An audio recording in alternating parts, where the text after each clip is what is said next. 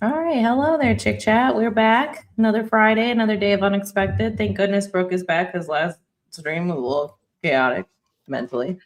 Um, It but sounded fine. yeah, I mean, I didn't listen to all of it. I was on the beach, but you know, good.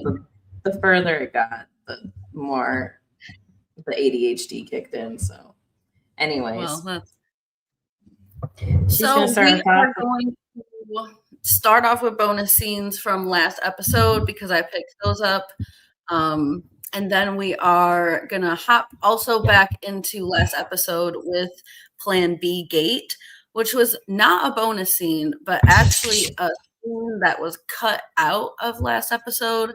So we'll talk a little bit about that drama, but a lot of that has kind of blown over. And I will give some sources if you guys are interested in hearing more about it, if you haven't heard more about it, but we will look at those scenes that were cut out. I have some videos of those. You might have to turn the volume up, but also you'll see where they came from. So you can go check them out yourself as well.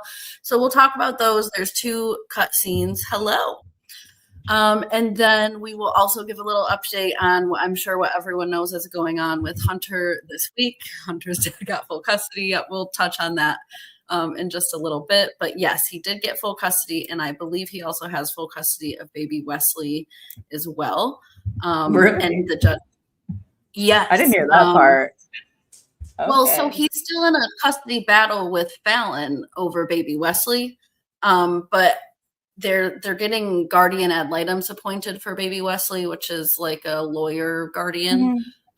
That keeps everything neutral, which I think is a good thing, so that whatever is decided probably will be final until Hunter is 18. But yes, they're going for Wes as well, which I do have some mixed feelings about, just for Bella's sake, obviously, and Wes's sake. I mean, he doesn't know these people, really. I don't believe that. Yeah. I mean, that would have been my thing is like he's like over a year old and these are like complete strangers. So I would hope that if he does get custody of Wes, that it's like more of an integration process and they don't just like throw him in the home, because that could really mess with him. And then, it could, it's going to be hard to kind of get custody away from Bella, even though she is still, I don't know. But then again, I've also heard that there could be possible charges coming up. And if that is about Fallon, then yes, if they can prove that the parents on Bella's side, who really is Fallon and Chris, if they can prove that they're not fit parents, then it will be very easy to take Wes out just as much as, because Stacy's irrelevant at this point. So Wes's court date wasn't until the 29th, I thought. So that is possibly true. I know that there was a court date that was pushed back, or that they attempted to push back. I was on vacation, so I don't know the exact ins and outs. But that was this one. The one that happened yesterday. Stacy's lawyer wanted to get a continuance because she had another court case yesterday, like earlier in the day in the distance. But the judge was like, "Nah, figure it out, girl. You can get there. Yeah, you'll figure it out. Maybe ask the other judge, but not." And Casey's lawyer actually wasn't even. He was fine with the continuance. It was the judge that was like, "No, we're getting this. We're getting this." Well, they're probably getting so many motions, right, on these cases that I'm sure they're just as anxious to get it out, and that's probably why it's sealed at this point as well. I think that they're really probably sick of getting, people trying to call and get information from them. So Shu says, I don't think they'll get full custody of Wes. I think they'll get 50-50, and that's what they're really hoping for. Just aiming higher, LOL. And it's the same judge as in Hunter's custody case. Yes, it is the same judge. So I'm sure this judge has already had their patience worn very thin and just really would like to get this over and sealed out of the public and done. I guess Fallon didn't even want to do the paternity test. And the judge was like, "No, lady, you're bringing this baby." And there's a lot of people online saying like that she didn't want to do that because there might be some stuff about Bella like being back and forth with Hunter, which is fine. But, I really think that they know that the paternity test is the beginning of establishing custody, establishing rights. And if Hunter's going somewhere, then they need to establish Hunter's rights so that he can have rights to that baby. So I think it's more so they're trying to get away from it because they don't want to relinquish anything when it comes to baby Wes. I think that they're not in question if Hunter's the dad. I mean, I'm pretty sure he's the dad. But honestly, it could that will go all either be way. I mean, determined. either way, she probably is like, well, if he's not dead, I don't want that to be out there. But if he is the dad, then like either way, Right. it's not a good. She don't want that test done because she wants control. Right. I think that they don't want Hunter to have rights at the end of the day, especially if Hunter is going to have to be court ordered into some other home. I think Hunter is the father, but they don't want to let him take the baby out of him. Agreed. Yeah. Yeah. Because if you think about it, I mean, if Hunter would have stayed 50-50, then that baby's just with him all the time. Like, yeah. But now with with his dad having full custody, I mean, like how it's gonna be a little chaotic. Figuring out a schedule with the baby.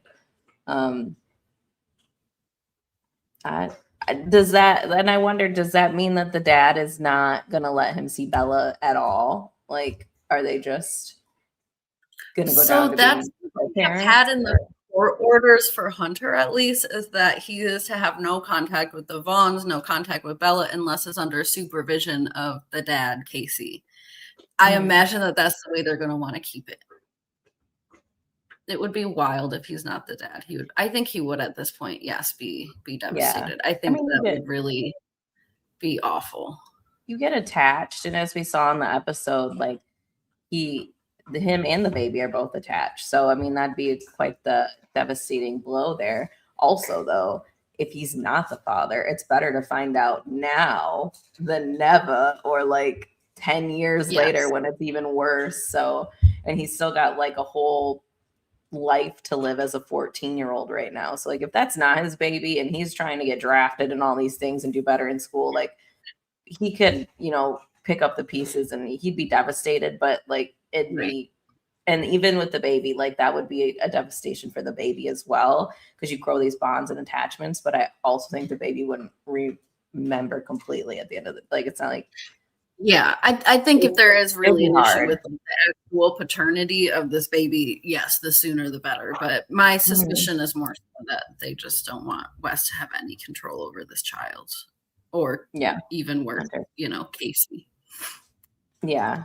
So, yeah, I don't. Well, we will kind of circle back around to that, I think, as we get into the cutscene as well. But yes, Hunter is officially having under the sole custody of his dad. Supervised group dates like every other 14-year-old. Absolutely. 20 years later, Wes does 23andMe and the whole family is destroyed. No.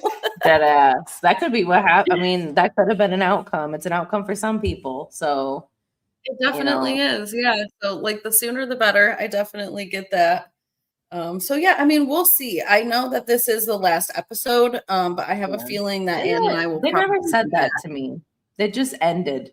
Like, you're right. It was very abrupt, was it not? I also wonder if that has anything to do with like the stuff going on with Hunter and all of that as well. Maybe they just kind of put the kibosh on the whole thing, but it was an abrupt end, but it is the end. I checked in my DVR. There are no more episodes coming out.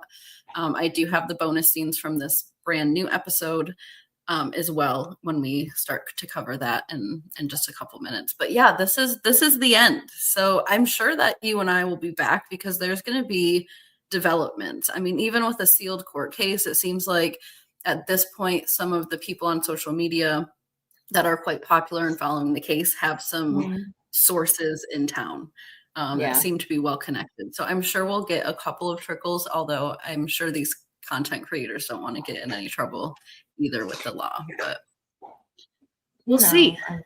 So, all right, should we get into the bonus scenes from last episode? Yeah, and we will definitely, I mean, this is going to be a heavy theme throughout our chat here, so don't go nowhere. We're still going to be going back and forth into this chaos. We got plenty of smoke for Fallon. So much smoke. So in a more fitting smoke fashion than Mia's house. Can I say that? Honestly. I think 5 months later, you probably can say that. Yeah, maybe not back in January, but no, it sounds like they picked back up in April of this year or something. So I don't know when. Oh yeah, January. They did, but the fire happened in January. Okay. There's a good one though, Miss Anne. But anyways, in Mother's Day fashion, and happy Mother's Day to you, Miss Anne, we have this Mother's Day cutscene, and to all the mothers and the mothers. So if you remember from last episode, they did a little bit of celebrating over at Amaya's house for Mother's Day. So there's just this extra bonus scene of Amaya opening the card from her own mom for Mother's Day. And she gave her a card that says "Moms Run the World" and wrote in there how proud she is of how she's doing with Sammy, and said that her Mother's Day gift is for her to be able to get her first tattoo, which I guess she's been asking for quite a bit. And as you can see, she's very excited.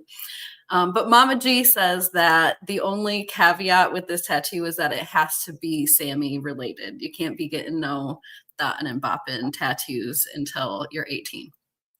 So she does end up saying that she wants to get Sammy on her collarbone, like his name spelled out, and she wants the S to be like larger than the rest of it. And then Mama G, I don't think Amaya knew this, but Mama G was like, yeah, so we're getting matching tattoos. And Amaya's face like dropped, and she's like, you're not getting the same tattoo that I'm getting. She's like, you can get like his feet or something. And Mama G goes, do you know how big that baby's feet is? She's like, no, from the hospital or something. It was so bad. But she's like, no, I'm not getting a matching tattoo of my baby with my mom. She was not ready to do that. And of course, that wasn't part of the rules. Like, it wasn't. I think she didn't know that all the way up until they were sitting on that couch. Then she learned that rule. Sorry, guys, I got something in my eye. Anyways, so then Jose gets like jealous, as all dads do, I guess, on Mother's Day, and he's like, "What about me? Am I invited?" I'm like, I don't know, Jose. Maybe Mama G will get you your own tattoo on Father's Day, but this is for the mothers. Zip it. Yeah. See, this is why it ain't working out. You guys are more like brother and sister. It's like, I do. I know. It's just a constant, me too. Yeah, it is a brother and sister type of situation. So this is when Jose comes in and he gives, the flowers, and that gets back into the regular scene. So the next bonus scene that we have is actually when AK does show up with that, the baby carrier, because they had to go to a doctor's appointment, and Keith ended up taking the car seat or whatever on accident. And she was like, don't worry, AK is going to bring a car seat or whatever. So we get the bonus scene of AK actually showing up with the car seat, because of course her mom is nowhere to be found. And AK is very excited to be talking crap about Nicole, just like old times, to be saying it's her total MO, not to be around. But you know what? I got a car seat and I'm happy to step right up. Here I am. Yeah, your mom's still in that door. Goodness. Her mom she's like, your mom's still in that hospital parking lot. Don't worry.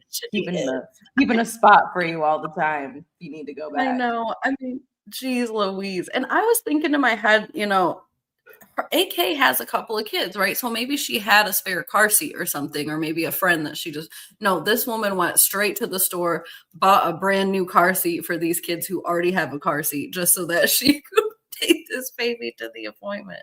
She's saving the day. She doesn't take a fair amount too. Oh, I bet she does.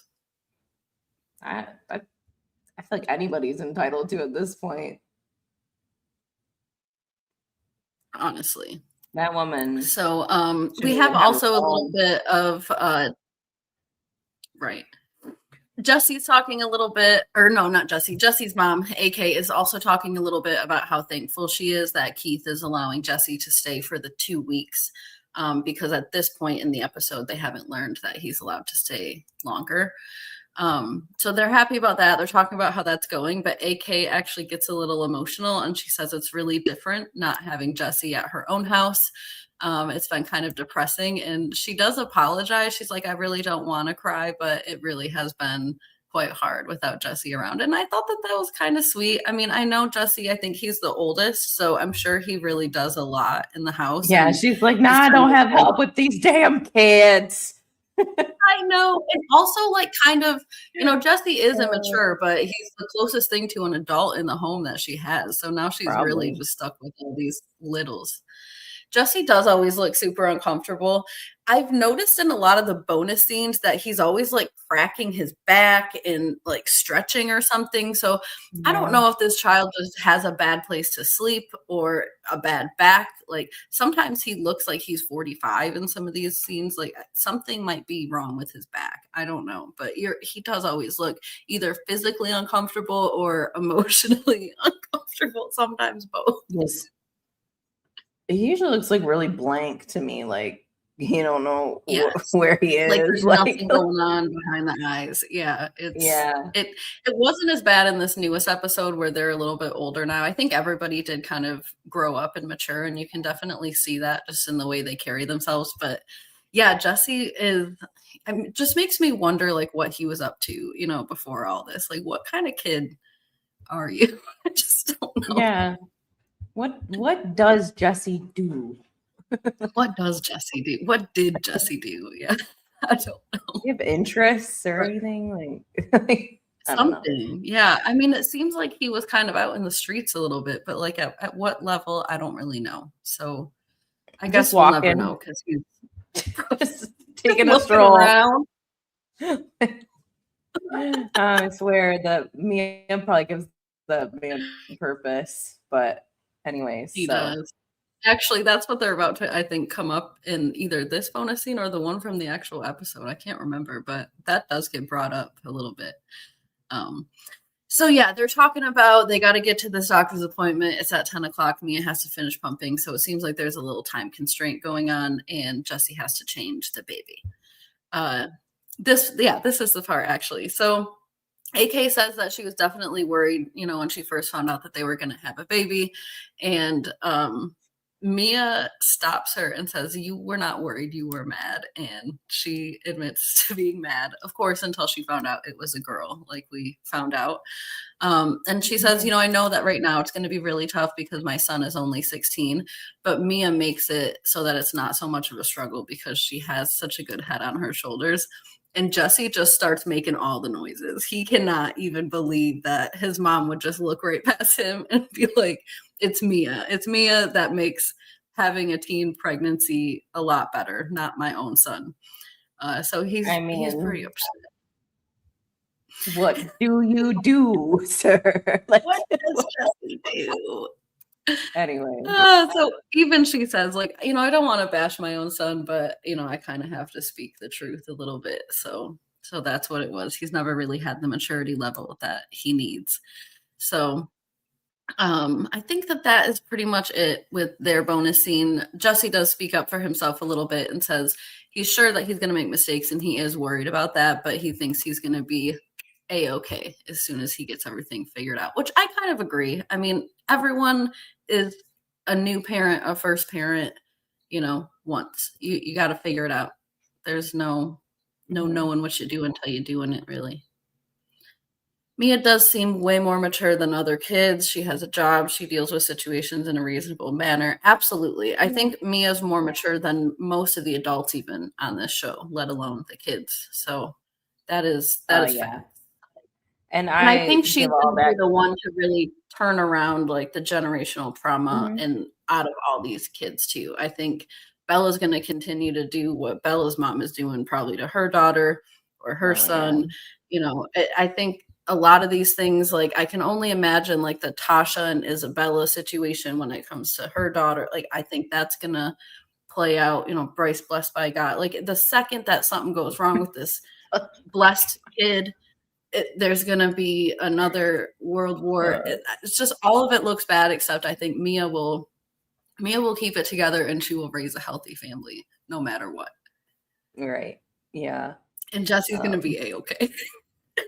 Yeah, he'll be fine. I mean, he's now got Papa Keith like on his side helping him out. So he does. And honestly, Keith deserves all the credit when it comes to Mia. I think that she's so well-rounded because she had like such a stable father. I don't know if he was like that the entire time, but he was like that when it mattered. So I think that was a big help to her because her mom is just a basket case. So like, yeah, that man deserves like all the credit for where she's going right now. Yes, agreed. And so we have a final bonus scene from last episode that does feature Hunter and Bella. They do talk a little bit about the future together and about his talent as an athlete. So Bella is saying that she hears from other people and is told from other people quite a bit how talented Hunter is. So she wants to support him pretty much in doing that so that he can like pursue his goals and his dreams while the mom takes care of their baby. What?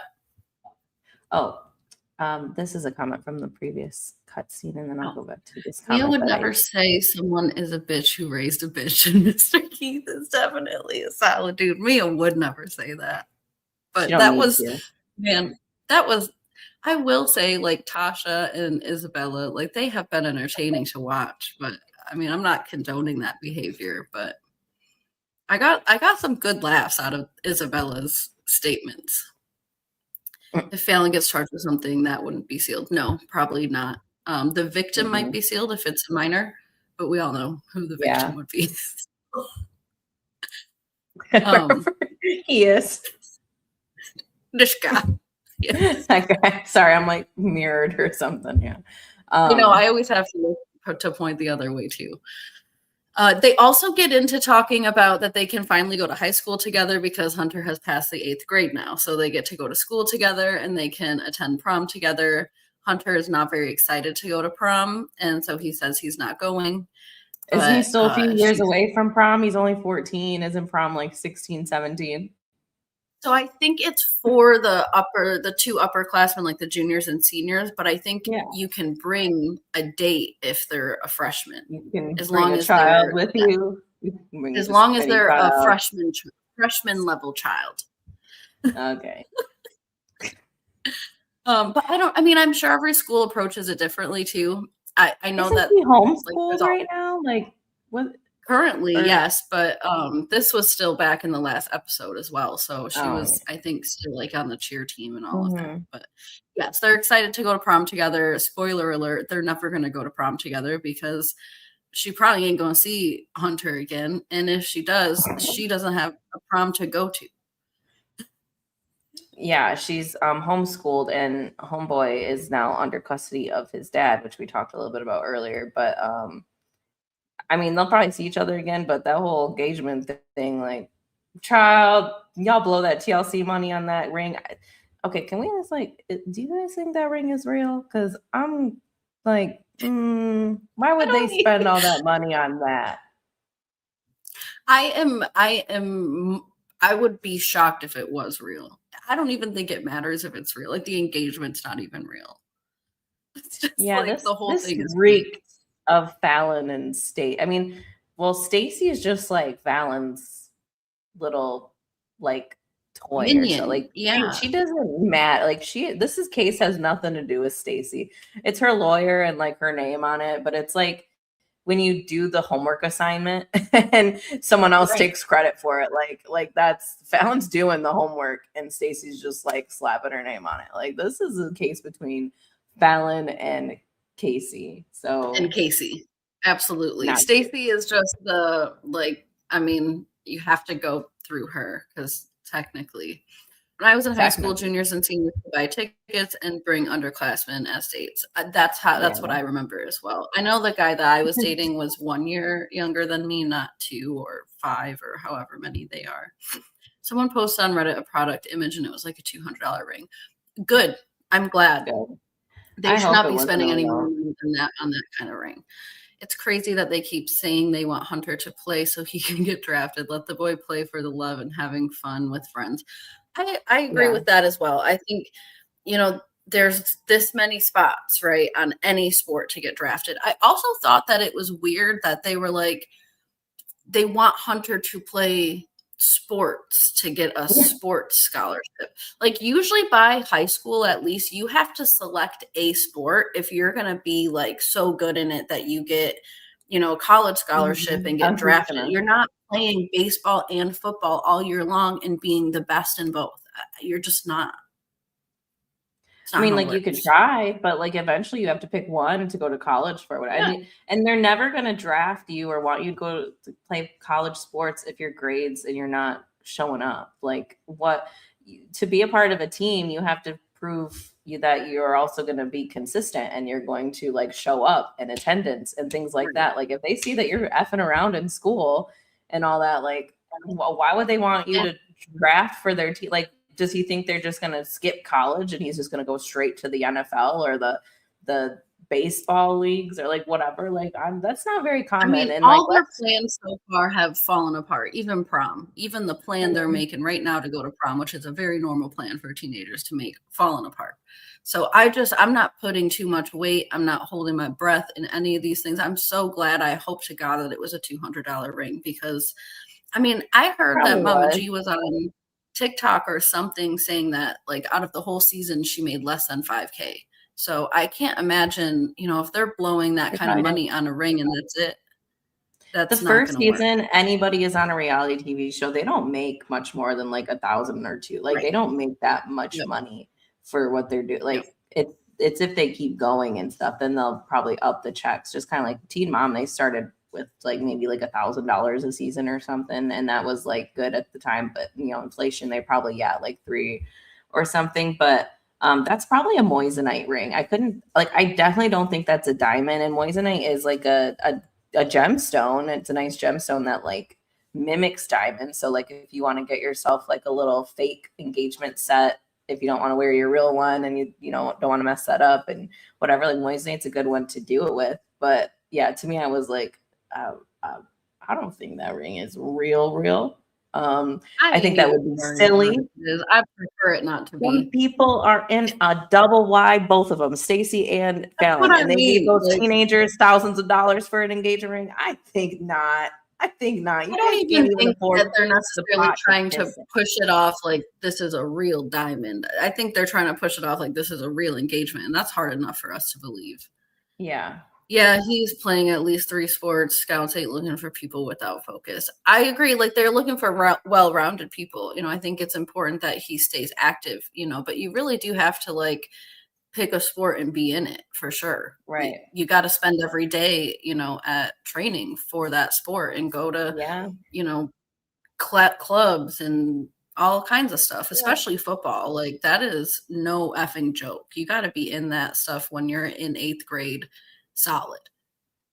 Yeah, I think like it's one thing like if when you're in school, like he's still only a freshman and stuff, so maybe he will still play a couple of sports, but yeah, eventually here he would have to choose like, and they're not saying what sport he's the best at. I mean, right now I think he's playing baseball, but they're just like, he's so good at all sports, he better do this. And like to put that expectation on him this young, as well as when he is a dad on top of it, like y'all did not set this kid up to be successful in that area. So then this way, if he doesn't get drafted, he's going to go through some type of crazy depression because he was told he's just this great, like he's so good at this stuff, but he really has to work at it. And if he doesn't work at it, then it's not going to happen. And it's going to be hard to work at it when you have a baby. Although you got Fallon being, nanny or whatever, but like they're putting all these ideas in his head instead of like Zen said earlier, like just letting him be a kid and figure it out. Because what happens if he never gets drafted and it's because y'all didn't make him go to school, y'all didn't focus this kid. He could have all the talent in the world, but if you got mediocre parents who are not, giving you any structure and you're, just kind of living like you're an adult at 14, like where's the accountability to be scouted or to be drafted? Like these people are going to just look right past you and look at somebody who doesn't have all these problems at home. Like you don't think that these people who are drafting are going to realize that you had a kid at 13 and kind of be a little weary about it? Like not saying it would keep you from it, but you're going to have to work harder. You're going to have to work hard and prove yourself. And that's not going to happen when you're missing like 40 days of school in a semester or half the year, or whatever it is. So no, it's definitely not. TLC does everything they can to not pay subjects. The Duggar kids didn't get any money, even the older ones. The Plath kids didn't get paid until negotiating. Same thing with Sister Wives. They like to pay a lot of them as family too. I think that's how they get away with like even on unexpected, like these kids can't necessarily get paid. So they probably pay their parents and hope, fingers crossed, that it trickles down to these children who are literally bearing their bodies on national television.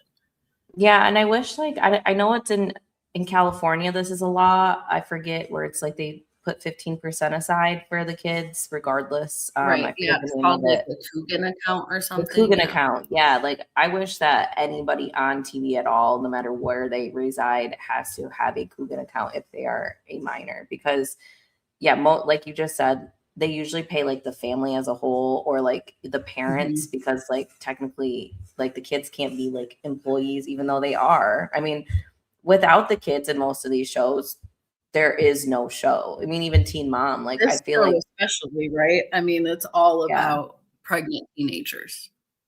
exactly. That's the And show. even their kids, like, even the kids that they end up popping out, like, those kids Yes. are also should Yes. be That entitled to whole thing is something. the show. It's a whole I catch had 22. to catch this photo right here in particular because for some reason I just feel like Fallon loves to hold Wes so she can call Hunter daddy, and I don't want to say it out loud. God. But and that's all. You know she be calling him that even when she ain't holding the baby. She be yelling that out from the stands. Oh my God, no wonder why Casey don't go to them games. Yes. Oh my God. If I was Casey going to them games, I would go over there and slap that woman in the mouth. You know, like, you're disgusting. Like, I'm sure he wants to slap Yes. that woman in the mouth all the time, but anyways. It's very, very bad.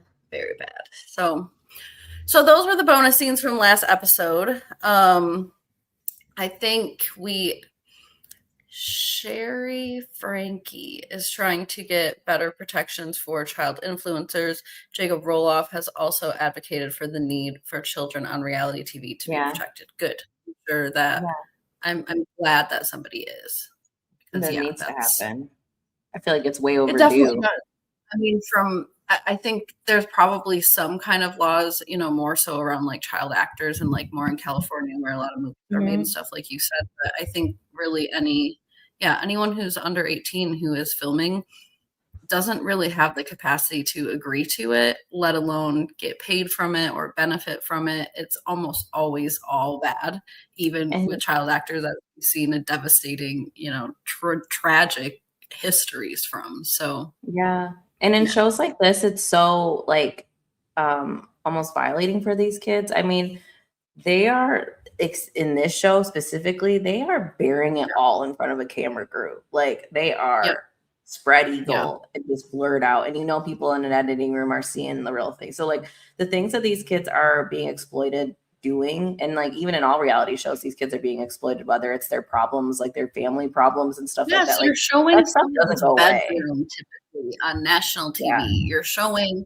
their intimate moments with their parents, their worries, their like all the things that they go through on national television. It's by nature, it's exploitative even to adults, but adults can at least, think through what they're doing, consent and decide. Yeah. So, okay. So I do want to get into a little bit of Plan B Gate. There is a lot of this online from other people, particularly LB. She's on YouTube, Instagram, Facebook, all of them.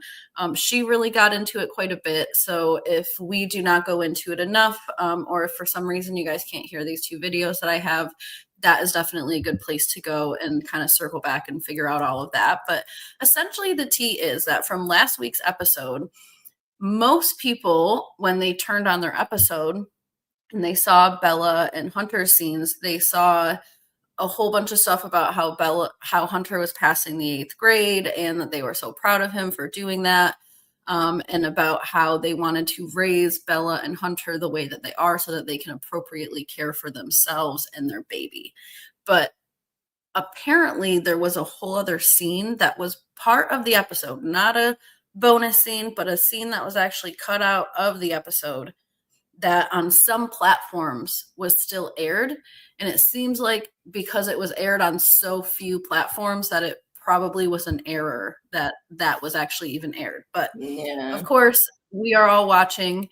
And so the scene was quickly leaked through the interwebs, had poor LB over there thinking that she was living inside the Mandela effect, posting people trying to figure out what was going on. As I'm sure a lot of us were when this happened, or trying to figure out like what happened to my TV that I don't get to see these things, but it had to do with what platform you were watching on. And I believe the only people who got the actual scene with Plan B Gate were people who were watching on the TLC app. But I could have that wrong as well. I just know it came somewhere. So yeah. I'm going to try to play both of these scenes for you guys so that you can see them if you haven't. If you can't hear them, I recommend turning your volume all the way up. I'm going to try to turn mine all the way up, but full transparency, I'm not the greatest at doing videos on here, just photos. So you can see where I found these ones. I mean, you can pretty much type into Google Plan B Gate at this point and all these videos will come up, but we will watch this first one.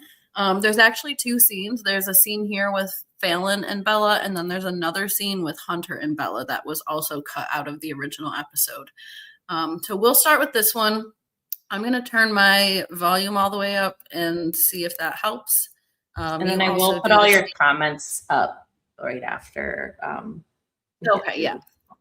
Yeah, because there's the comments coming in. Cool. Find it about getting on any birth control yourself. I'm not getting on birth control. I don't need a birth control. You do realize you've taken a Plan B if you figure it out every month since you've had him. I'm not pregnant, am I? Yeah. I would be surprised if she made it to her junior year and not be pregnant yet. We'll see if I can make it to my 16th. We'll see if I can make it to my 16th birthday. No wonder they cut it out, right? I mean, yeah, especially with everything that's going on court-wise. Like, this is just more ammo for Casey. I mean, this is just negligence on Fallon's part for sure. Like, what do you mean you're going to let your 15-year-old that just had a baby tell you that she's not getting on birth control? Like, no, you take her to the doctor, you educate her, and let her pick which one. Like, you know, you're getting on birth control, girl, or you're out on the streets and you're taking care of your own kid. Like, absolutely not. And she says none of this to her. I mean, she makes faces at the camera often of like how disgusted she is, but I think that's just to save her own ass from judgment, that she's not educating her daughter. She's not.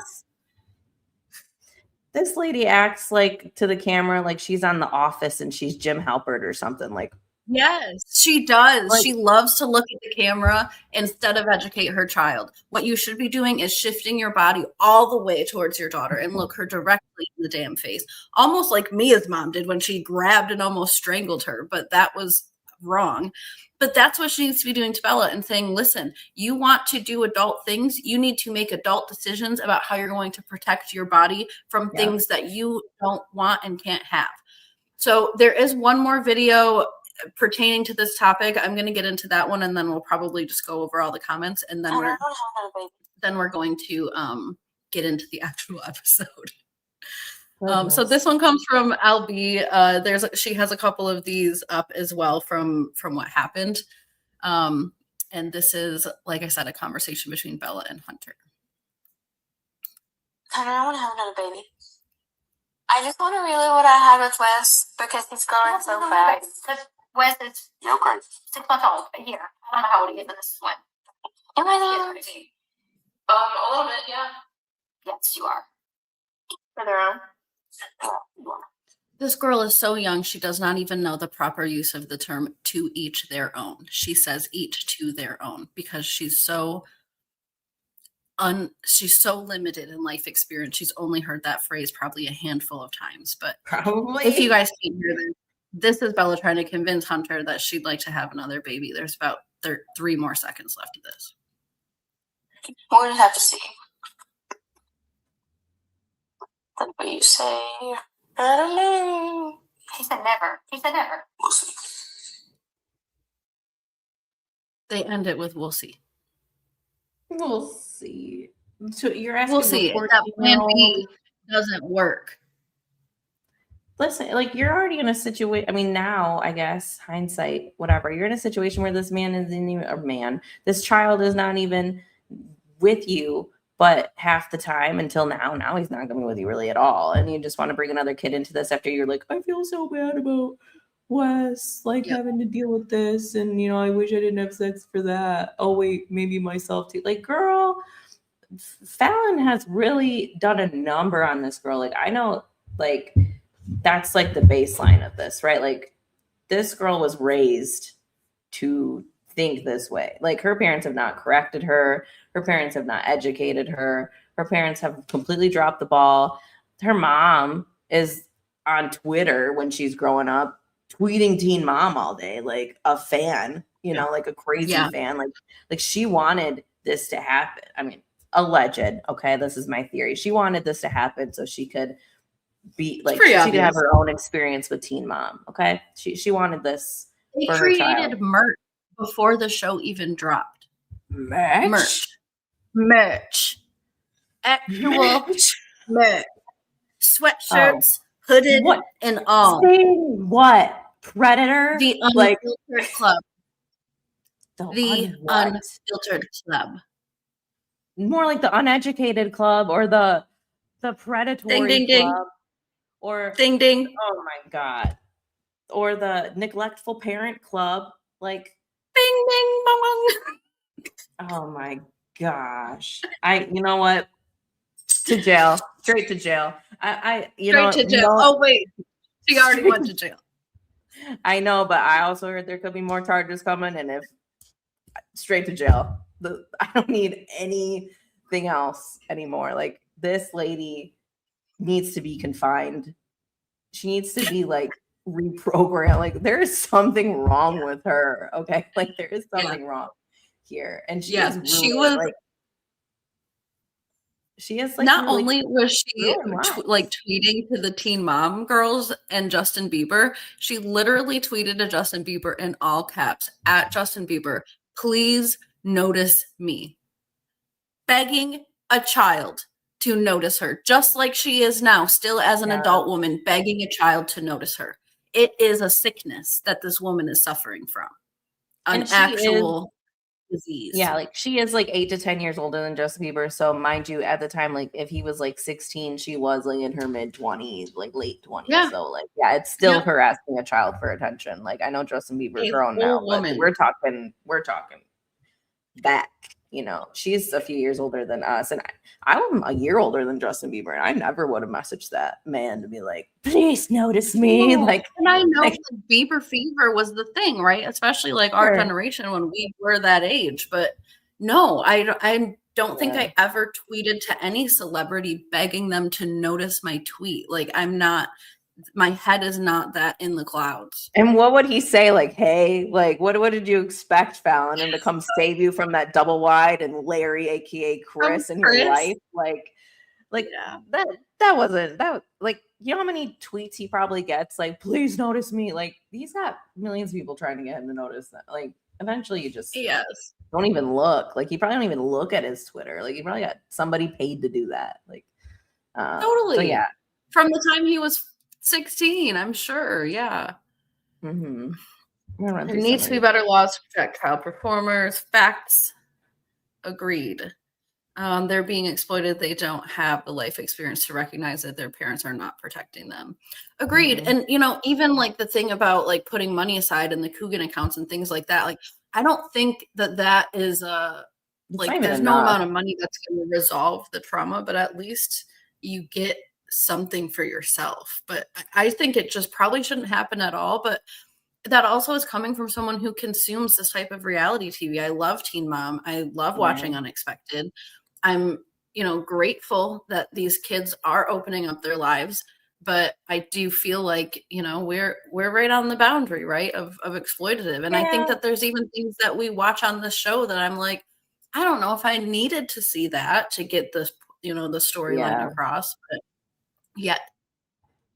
yeah, I mean, even with Bella and Hunter specifically, I'm like in this, like on the fence where I'm like, man, I don't want them to keep exploiting these kids like another season because, you know, like I don't want to pay this lady anymore. Like, she does not need any money or any recognition or fame or anything. But at the same time, if they weren't on this show, it would have been a totally different scenario for Hunter. Like, he probably would still be in the mess that he is in, like at the point he was in when this was filming. Like, I don't know if his dad would have stepped up as much. I mean, he might have still stepped up, but he didn't have as much evidence as he does now. Like, just the way things ended up working out for him. I'm glad that they had the show as evidence and, you know, all these eyes on the situation now because like the way Fallon has been parenting and living and stuff, it is a effing problem. And I know she's not really taking a lot of the comments seriously. I know there's some Fallon supporters, which I don't understand, you know, what kind of That's mental just issues wild you how have, people but can do that. And I'm sure that whatever perceiving is going on online, like even the other way, right? Like people that are Team Casey or whatever. I'm sure that that is not the whole truth either, because isn't that just the internet? Like everyone takes a little kernel of the truth and then they run with it and blow it up. I'm sure that there is some middle ground in between here, but there is absolutely no way that anyone can justify what Fallon is doing, how she's brainwashing her daughter, the way that she treats Hunter. Everyone is clocking how weird it is, and this is just what they're doing on television. So I can't imagine what those text messages look like. I can't imagine what happens behind closed doors, the kinds of jokes that they even think is okay to make, even if no physical contact is happening, the way they openly speak about actual contact between minors. I can't imagine what they're joking about, quote unquote, with each other. It's gross. And the way, even in that cut scene or whatever, the Plan B gate or whatever, and she's like, "You've been taking a Plan B once a month." Well, who's buying it for her? Because you know this girl isn't going to work. Like you're handing her the money to go buy it. And yeah, you don't want another kid around here, but like Plan B is not birth control.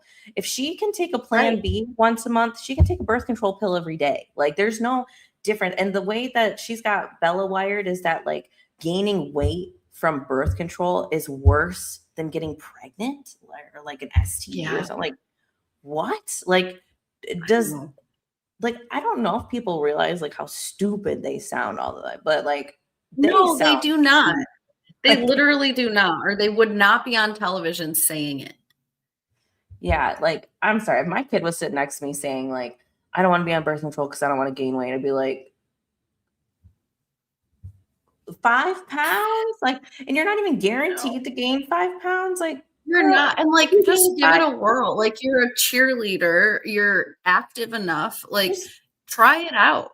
There's like so many different kinds of birth control at this point. Like it doesn't all make you gain weight. I was on birth control from the time I was 13 to 23, and I never gained weight from birth control. Never. I was on 3 different kinds. I never did either. But the what blows my mind is like she's 15 and she's over here eating crap, but she's worried about gaining 5 pounds from something that's gonna a literal bucket of ranch in her hand while she dips pizza in it. Like I think it'll be all right. Yeah, like just maybe like skip the pizza for a week if you're worried about the damn 5 pounds. Like you're 15, you have a metabolism, you know, like what? It's just so weird. I don't know. I don't understand what goes on in that house. And I know. So she was wondering if the conversation was maybe removed because of the litigation. That's what my suspicion is. I think so. And then they said maybe that they saw the live airing. You know, I don't know. The one on the TLC app would have come out like 8 hours before the other streaming apps. For me, it airs at 3 a.m. Maybe they saw the live airing and raised a stink about it. That's possible. I do think it was the TLC app that did have the scene that was cut out, the Plan B scene. I mean, either way, even if it was just on TV, like people take clips and it's now it's never going away. So now. LB actually was watching it live on TikTok with her viewers, and that's the version that they got was the Plan B scene. So they talked all about it and everything.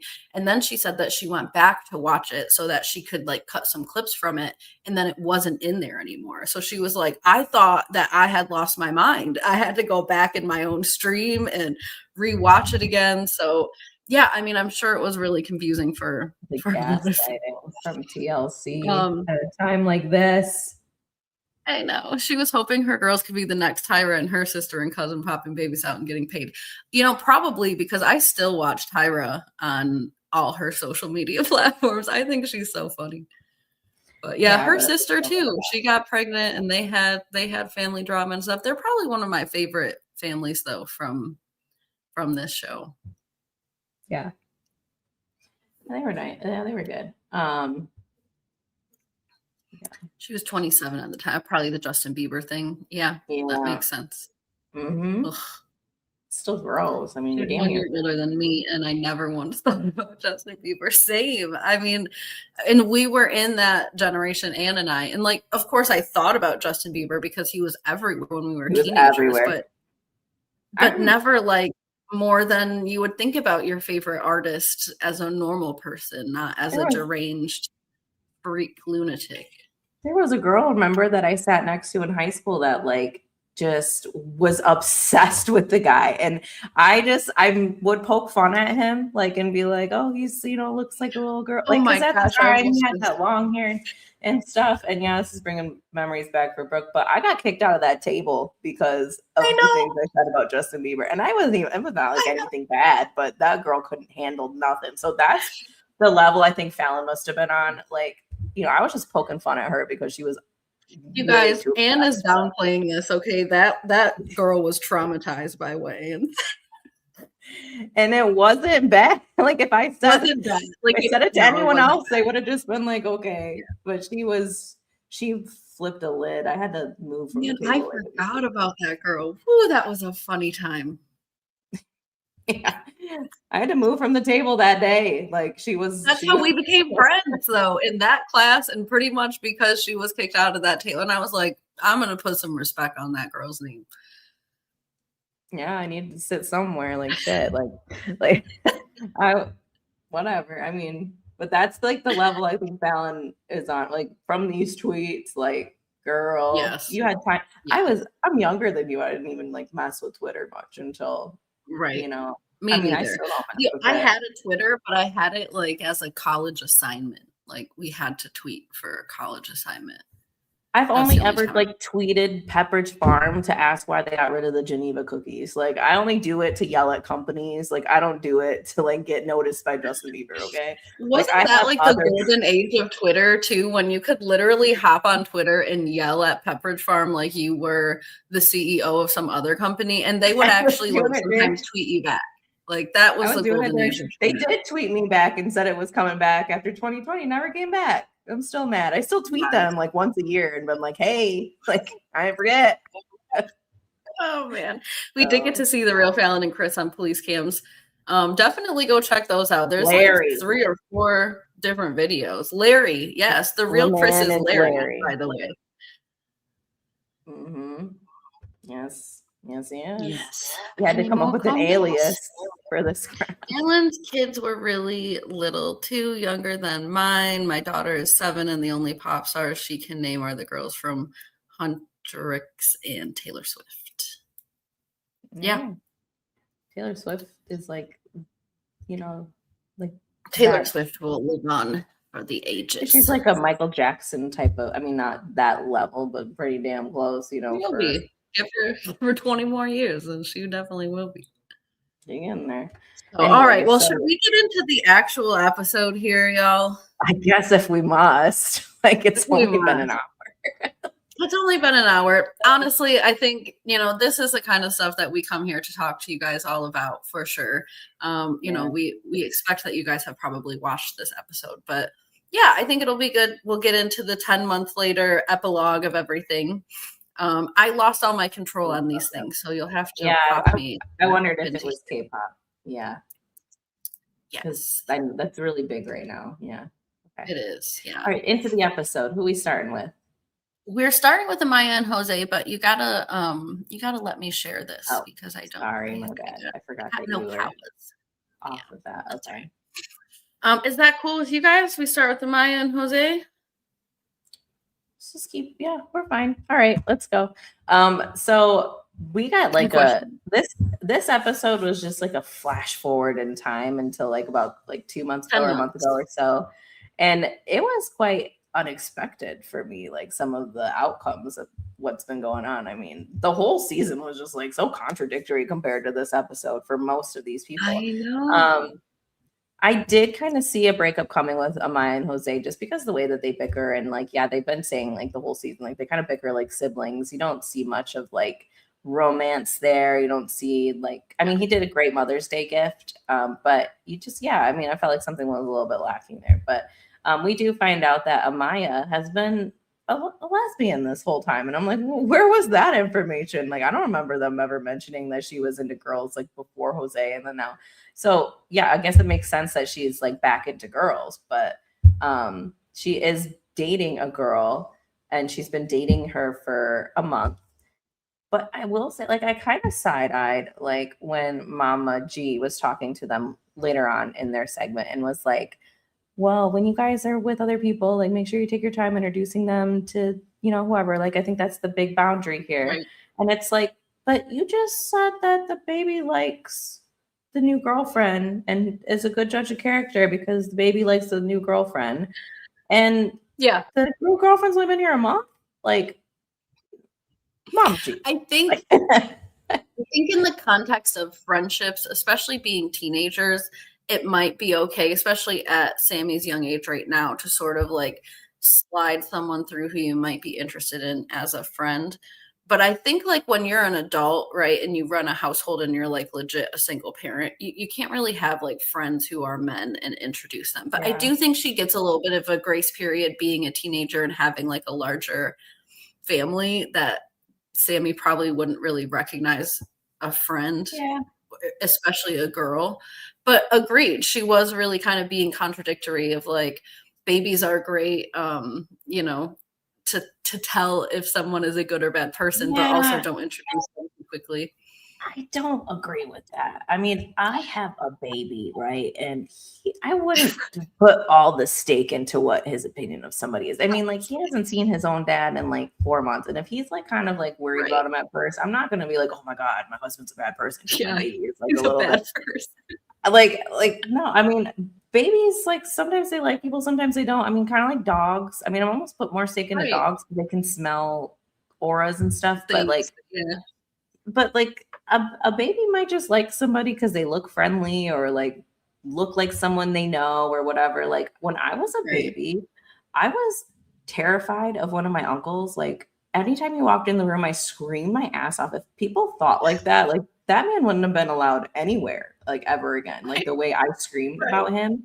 And he's like now like my favorite uncle. So like, don't put too much stake in what the babies think. Like, obviously, if your kid's uncomfortable being around somebody, like, kind of give it some time. But like, and if as they get older, they're still uncomfortable around somebody, like, there's some stake in that. But like, babies in general, like, even if you just make a small change, sometimes like they just like kind of freak out. Like my son was freaking out today when I was feeding him a bottle. Like if somebody walked in, they would have been like, "Oh my God, that baby hates her." Like, that. I mean, you just never. Babies are just so like they don't know what's going on. Like, they're finicky. They're figuring out the world. Like, they're not here to tell you if somebody's a good person. Like, they're not genies. They're babies. Yeah. They've talked on TikTok about how they're just better as friends. Amaya did say that Mama G said she gave her a different sex talk because she thought she was a lesbian. So she did say that in the first episode, or like the first couple of episodes, that she had expressed interest in dating girls, and that she didn't really go all the way into the sex talk. But she didn't make that mistake this time.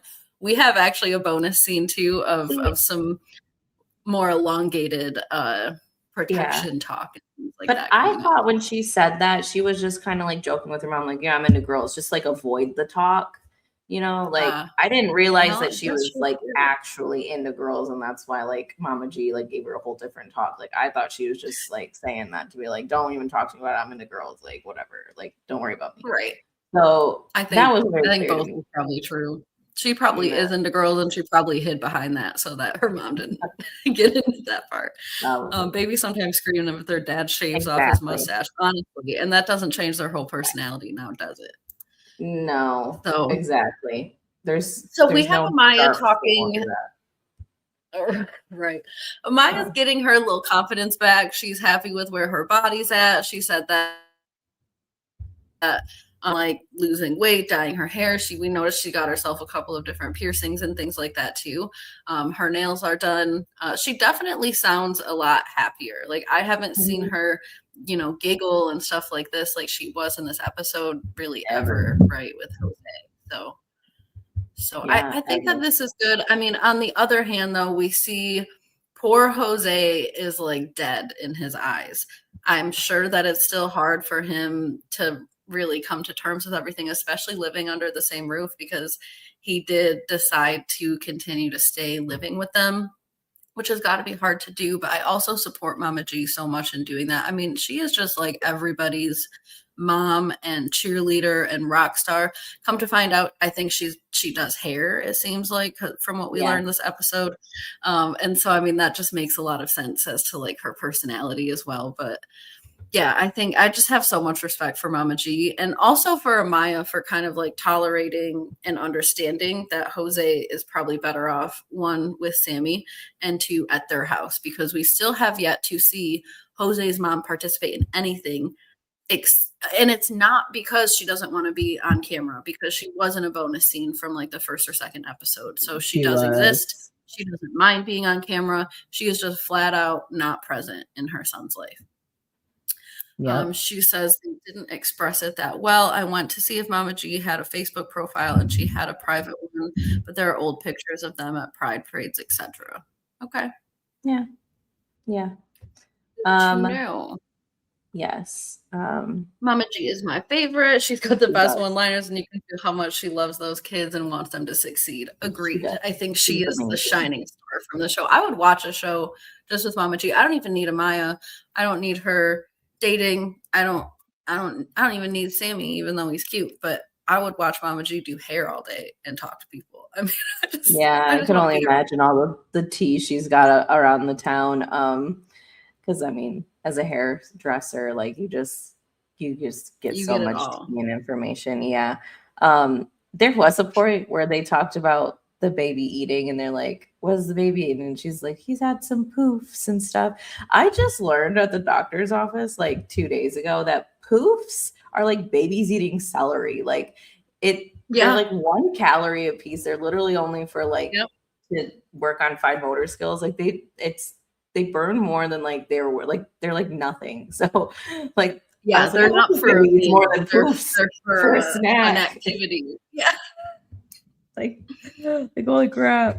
Well, and I think Amaya's mom had said that too. She's like, okay, well, he needs to like eat some lunch. And then lo and behold, we got Jose over here cooking up some instant mashed potatoes and peas, like some soup potatoes. He is right. That baby might not know no different, but I mean, one day. But still, one day he's going to find out, and he's going to be like, oh my Lord. So we do get the first bonus scene of the episode, and it is Mama G giving a little bit more of a sex education to Amaya, a little bit more detailed even when it comes to like, same-sex couples and things like that as well. So she just talks about how there are things that are out there, diseases that you can catch that you cannot get rid of, that, some of these things are permanent. Yep. Thank you for finally saying that. Like, nobody's acting like those things exist. Like, it's not just. Well, even Amaya was confused because her mom was like, "Are you using protection?" She's like, "What do you mean? Like, I'm not about to be out here getting pregnant." And she's like, "Well, that's not the only thing that you need to be protecting yourself from." So she also talks to Amaya about how it's going to be important for her to now be getting tested for STDs, because if she's not using protection like a condom to protect from pregnancy, and she's not using any other kind of protection. There are girl yes, there's some little I could never. There's like a little sheet that you that's called a dental dam or something, I think. Which is even a grosser name. Like, ugh. And why is it dental? It's just ugh. Anyways, your mouth. Anyways, So Amaya's mom, Mama G, she's now asking Amaya, like, have you talked to your partner about asking if they have been tested? And are you thinking about getting tested? And do you guys talk about those kinds of things? And then her mom also takes it another step further, which was important, to remind her daughter that she has piercings that are new and fresh in her damn mouth. That this ain't nothing to be playing with. Please make sure your partners are clean, she says. Yeah, you can get it anywhere, girl. Honestly, yes. And of course, Amaya is embarrassed. She's saying, mom, blah, blah, blah, leave me alone. But these are important conversations to be had. And Mama G said, I am not repeating the same problem again. You already got pregnant. I'm not about to have you out here with some kind of uncurable disease. Right. So that was the bonus scene for that. We also get a little bit of a glimpse of what we might be expecting when it comes to Amaya's new girlfriend. We have not yet seen Amaya's new girlfriend, but Amaya makes a joke about Sammy having a step stud.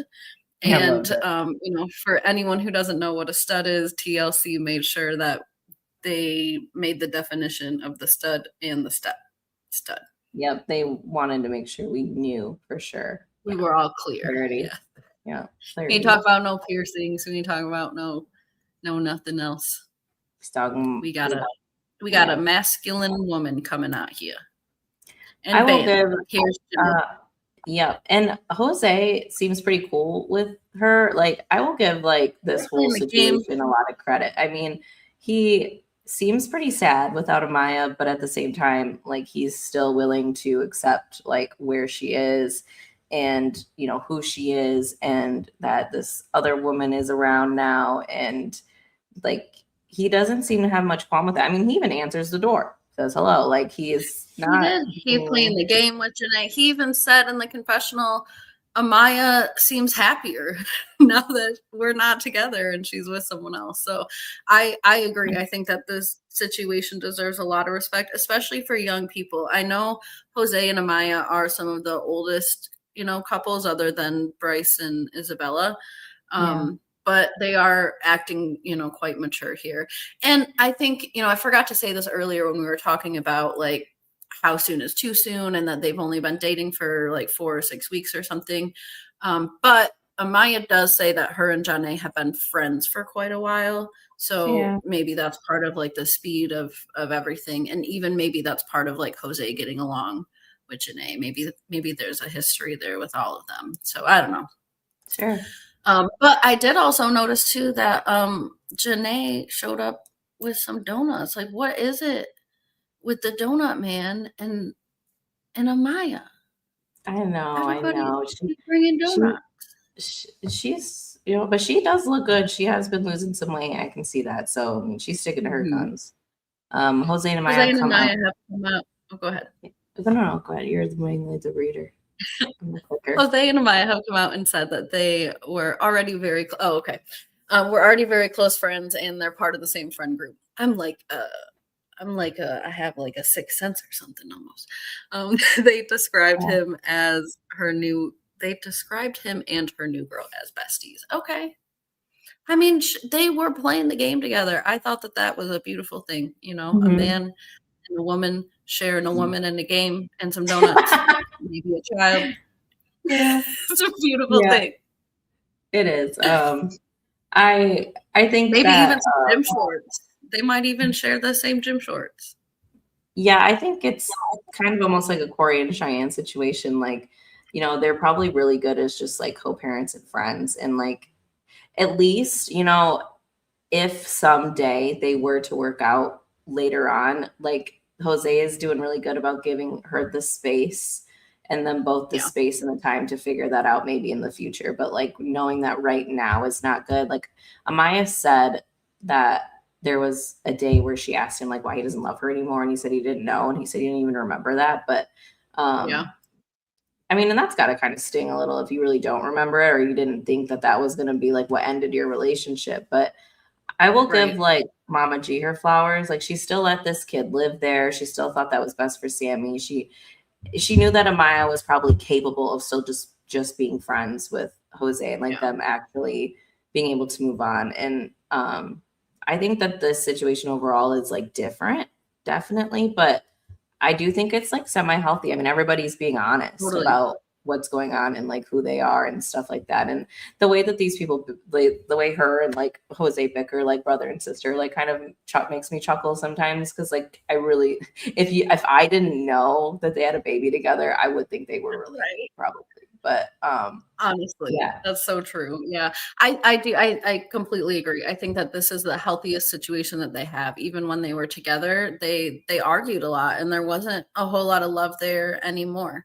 But it seems like now that is out on the table, they can just, focus on Sammy. And they talk about having, you know, a deep bond and a deep connection that's never going to go away. And they, you know, they've lived together, they've grown up together. Now they're raising this kid together. It's a different relationship, but it's still very intimate. So yeah, I'm just agreed too about Mama G. I think, you know, these kids, especially Jose, I just worry and wonder where he would be if Mama G was not the rock star that she is. Shoot, everybody needs a Mama G on this show. Anyway, Everybody so sure does. And they end up going on a date, you know, Amaya and her little girlfriend. I don't think we actually got the date. We just saw them getting in the car on the way to leave and essentially leaving Jose with Mama G. And they end their like wrap up their little part of this in a confessional, and Jose is kind of emotional, and he says, you know, he has felt kind of lonely ever since they broke up. And Mama G is kind of tearing up a little bit when she hears that and says that Jose will never be alone as long as there's breath in her body. And I thought that was so sweet. And then he said that he's so grateful that he can still live with his son because there's really nothing that's more important to him than his son at this point. So sweet.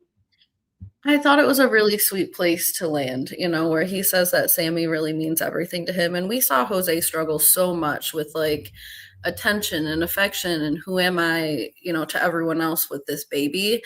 And he even said himself he didn't know what to do, you know, with the baby when he was a teenager. So, and he's still a teenager, but he's grown up a lot and clearly, you know, loves his little boy very much. So I hope that everything works out with them. I know we'll all be following Mama G for the rest of our lives on whatever platforms pop up, you know, in the next couple of decades. But I'm excited to see where their story lands. Hopefully nothing else crazy happens and it just kind of stays like this.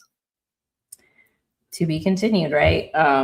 Anyway, Yeah, so we won't to someone, but we won't see the ending though in a reunion. And I'm kind of sad about that, but I understand there's litigation going on. So anyways, I mean, do you want to do them or? I don't care. Because man, I mean, we kind of covered all the big drama with them anyways. They didn't have much here other than the birthday party, you know. So yeah, we could go into them. Sure. So we are going to have Wes's first rodeo. That is the theme of his first birthday party, and I think that is a super cute theme. Actually, this is probably super unpopular, but I really liked the update here. I really liked the scenes that they showed us. I thought that they were cute. So I might have some positive things to say just about, you know, the situation right here in this episode. But y'all already heard all my bad opinions earlier, so please don't judge me on my good ones. But I thought that this was a really nice little birthday party for them. And I think that Wes is growing up to be a cute little stinker. He's riding around in his little truck thing and he's got his little overalls on. But we also get an update because again, this is 10 months later that Hunter has now turned 14? And he's already 6'2", which is just wild. And I think says a lot about how tall Bella must be as well. I mean, you know, it's hard to tell when people are on TV, but seeing them in a photo like this, unless she's up on a little stool, which they do to us short people, she must be like 6 foot tall her damn self. She's gotta be like maybe like 5'9" or something. Like I don't know, but or maybe like they're exaggerating some stuff. Maybe this was taken before. I don't know, but yeah, he does look tall though. So look at freaking Fallon. I just like this. My baby. That's my baby. Oh my gosh. Anyways, yeah. So they talk about, you know, Hunter and how he stepped up, and they kind of like there were some tells in here that were really weird. Like she's like, I know he's only 14, but you know, I think she was gonna say like a man now, but I'm like that he is not a man. Okay, he is 14. He is, you know, he might be doing a few extra things and he might be like trying to be as good of a dad as he can at 14, but like let's call a spade a spade. But then it was said when they talk about the custody situation, how it's a week on, week off, whatever. And when Stacy or something says like, oh, well, when he's with me, he sees his son every day. That's, what are you living with Fallon? Like, no, when he's with you, he's with Fallon seeing his son every, like, he's not living with you, he's living with them. That's a big tell right there, because yeah, I mean, he might be seeing his son, but we know what that actually means. Like, he's not leaving the house, you know. It's not right. It's not as if Stacy is, after Hunter gets out of school, getting in the car and driving 20 minutes away to make sure that Hunter sees his son. Stacy is allowing Hunter to follow Bella around wherever she is, or be picked up by Bella, or picked up by Fallon, or fed by them, or given a phone by them so that they know his exact location so that they can go pick him up everywhere. Stacy is just hands off, allowing all of this. That's why Hunter's allowed to see his son every single day, because he don't stay at Stacy's house, just like he don't really want to stay at his dad's house either. But that's not my decision to make. That's a judge's decision to make. That indeed is. So they do have this little birthday party. I kind of have a sense of like, maybe they did this filming before the party actually started, because like there's a lot of tables here and not a lot of people. But you know, again, I don't know if that's just producer shenanigans. Usually there's something like that going on, but yeah, they're updating us on the kind of custody situation as it's happening in real time for them. Now, of course, we addressed the actual custody situation that happened just yesterday. But if you guys are just joining us and you don't know, if you've been living under the unexpected rock, Hunter is now under the sole custody of his dad and possibly baby Wes as well, if not probably real soon. So they do have, like, you know, the traditional baby tries to eat the cake kind of thing. Personally, I thought that this was really cute, where like Hunter and Bella kind of had their own little food fight as well, just because like they are teenagers, and they like, it just kind of shows a little bit of like lightheartedness and whatever. Like, I don't think 30-year-old parents are out here having food fights when their baby's turning 1 year old, but I think it really displays the lightheartedness of being a teenager and having your kids, you know, first party. So I thought that this party was cute. I thought that the families did well. I really would have hoped that at this point, and it seems like Hunter hoped the same, that everyone could have kind of mended together and gotten along, and his dad could be there. I mean, it's a big ass barn that they're in. It's not like he can't fit in there. But no, you know, everything is drama filled, and you can tell that Hunter is really like wearing thin on the whole situation. I can't imagine that whatever his opinion is, which we don't really get to hear, but I can't imagine that his opinion isn't biased or skewed or manipulated by somebody, probably Fallon. But I am also just curious to hear him say an opinion about what's going on, other than it sounds like drama. He just wants everybody to like get along and like be together. Like, he wants like the whole big picture is what I gathered from this episode. But he's also like young and, you know, a little bit like naive about what's going on here. Like, he doesn't realize that like what has been going on, like that he's being, in my opinion, he's been pretty groomed to do, you know, to be where he is in this family and in this situation. Like, he can't really see that right now like, all he's really focused on is like, I want my dad to have a relationship with me. I want my dad to have a relationship with my son.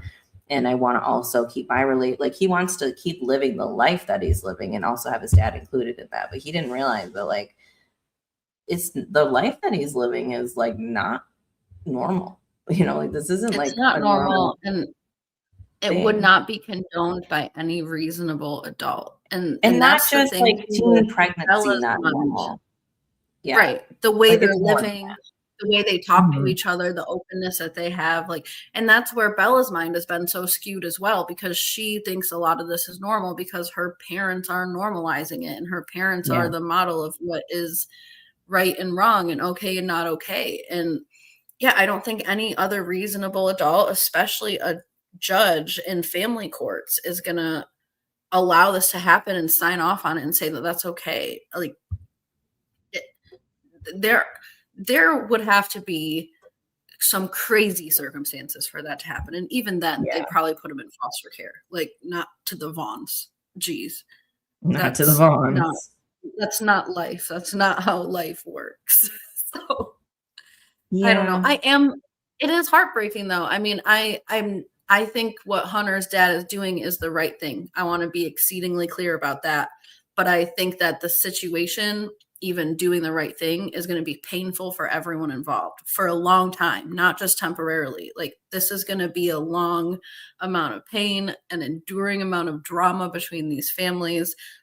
I don't think it's ever going to be normal for them. Even after they turn 18, then we have a whole bunch of grandparents who probably can't be in the same room together and, all kinds of crazy stuff. So I really do, at the end of the day, just feel bad for Hunter and for Bella, and especially for baby Wes, who will likely never be able to have all the people that he loves in the same room at the same time.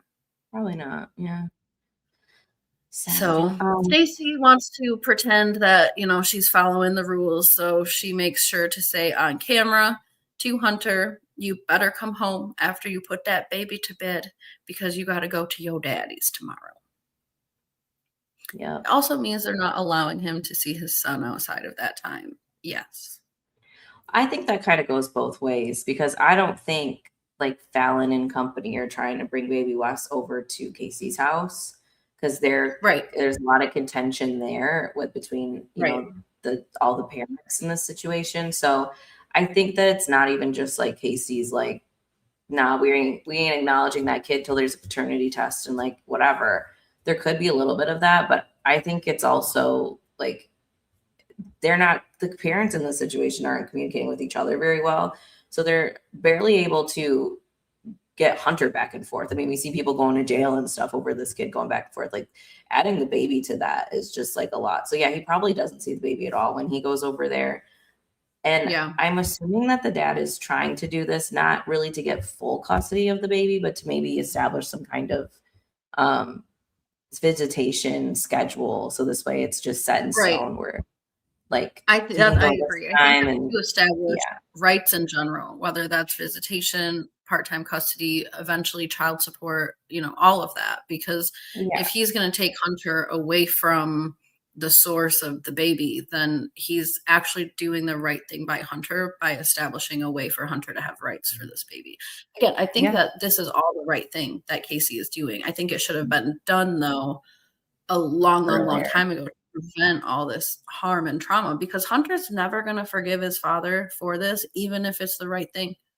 Like, he's got to be going through so much wondering and questioning, why would my dad do something like this to me, when Hunter in his mind thinks that a reasonable adult would allow this to go on and his dad is the unreasonable one. Like, that's got to be how a teenager is thinking when you're getting your son ripped away from you and your girlfriend ripped away from you. Like, again, I'm not. You've had Fallon also saying probably the same thing. Like, it's not like it's just that. Like, Fallon's also in his ear. Like, your dad's probably, he's been gone causing all this time. These problems, and now Hunter has problems with his little weird girlfriend Fallon because of what your dad is doing. I mean, she put that in a text message. Hunter asked, "Are you mad at me?" She said, "What your dad is doing."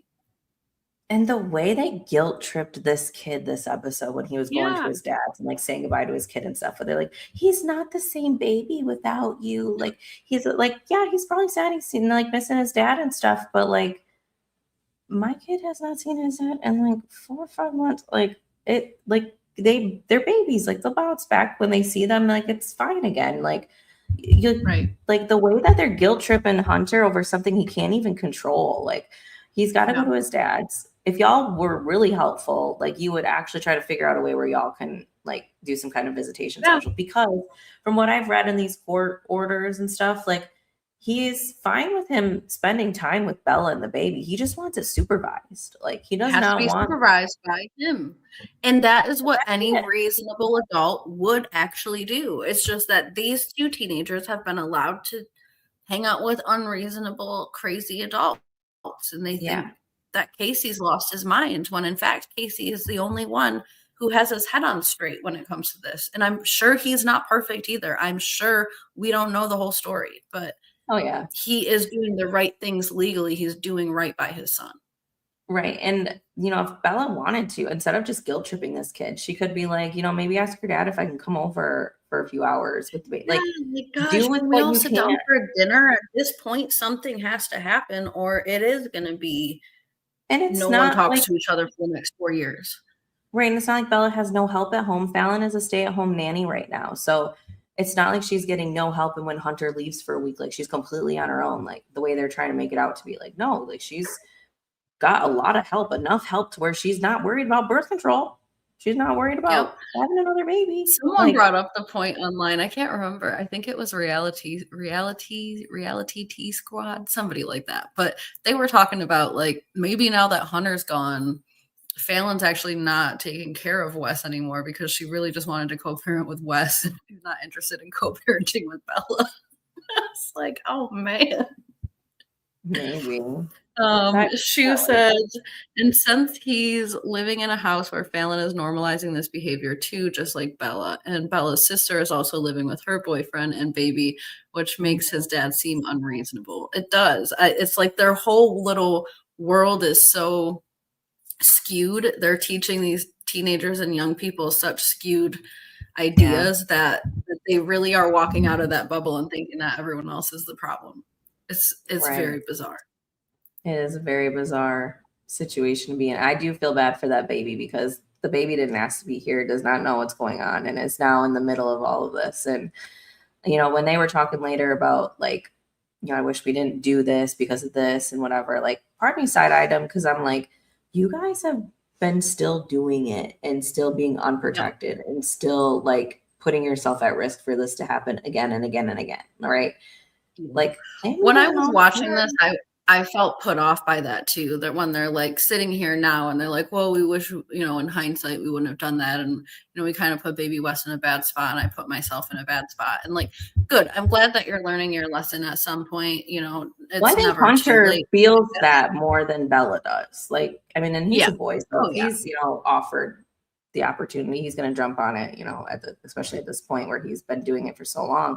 But Bella, when she said whatever she said, I was like, girl, you didn't mean a word of that. Like, because that's why it came out as gibberish and like True. I do think reality has set in for them a little bit, though. I think when they first had Wes and they were doing all these shenanigans in the shower and talking about using 17 condoms a night and all of that stuff, I think that they truly, like, reality had not set in. Fallon was taking care of this baby. She was probably doing all the nighttime feedings. We know she was changing all them poopy diapers, you know, all of the hard things.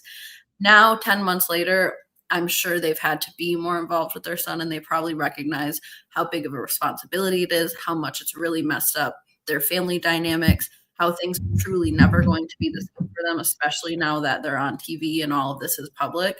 I think that finally reality is setting in and maybe they do actually regret this, but it's like, you know, that part's definitely too late. You can't put the baby back in the womb. You cannot do that. You cannot do that. So that's how they leave it.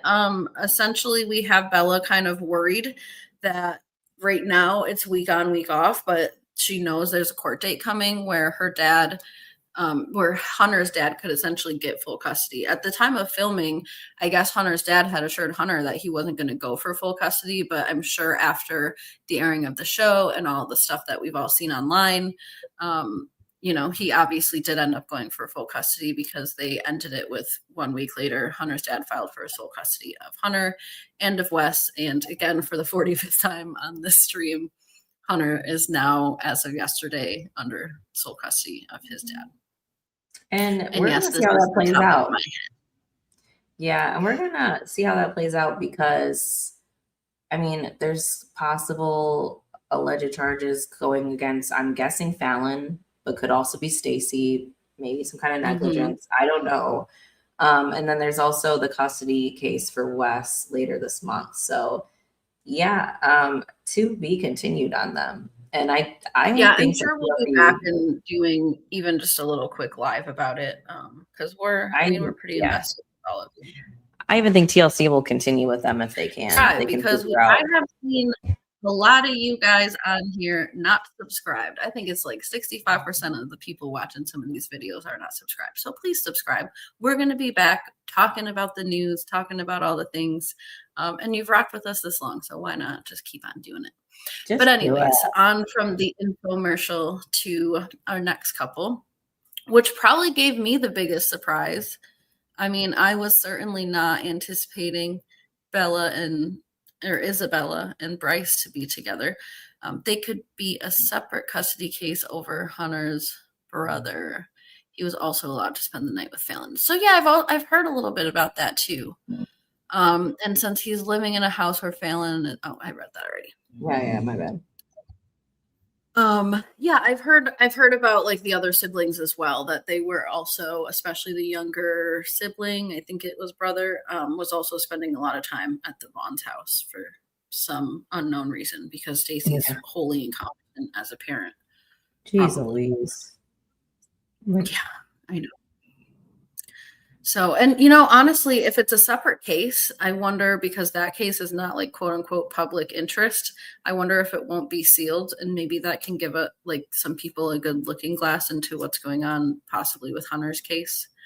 But who knows? I'm sure Hunter's case is much more intense than this other little kid. I mean, so, yeah, there's yeah.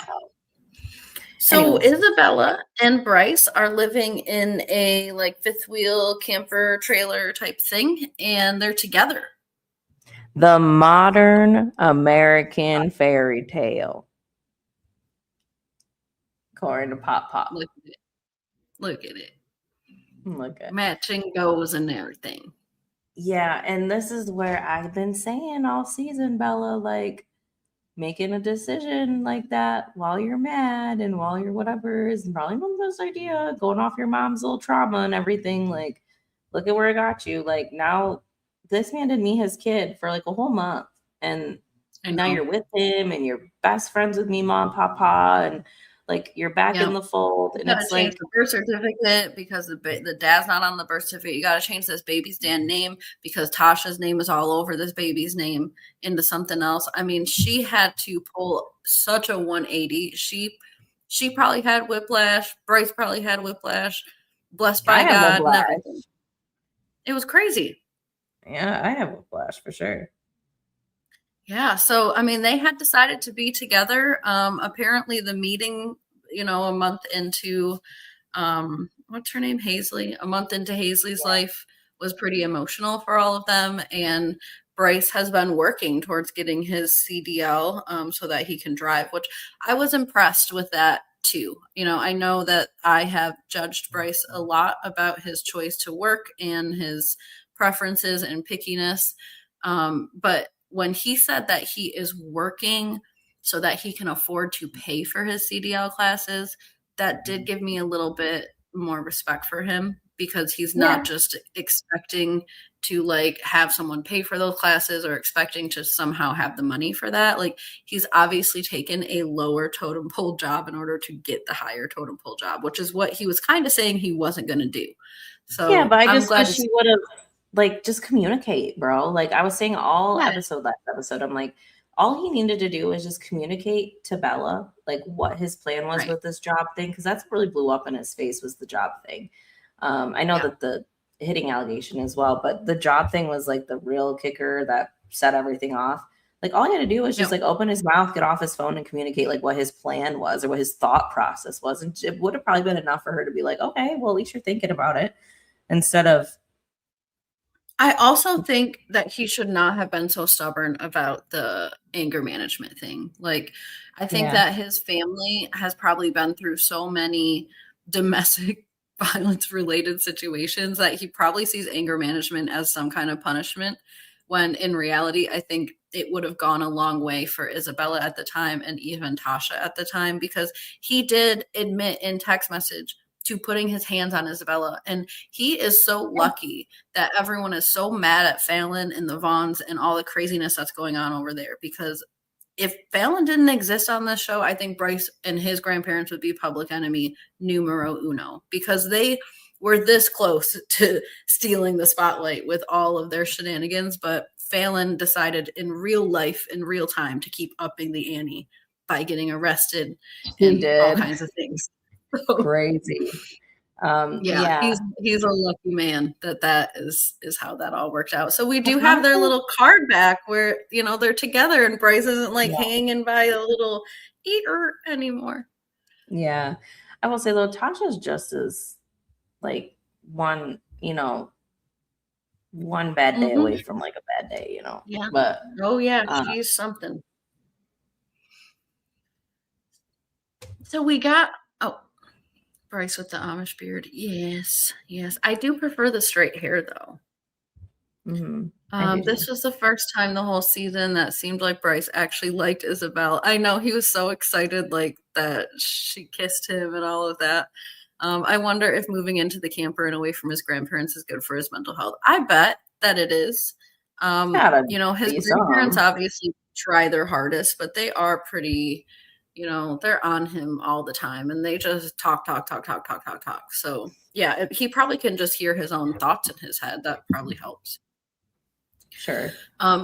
We do get a bonus scene though with Pawpaw and Mama.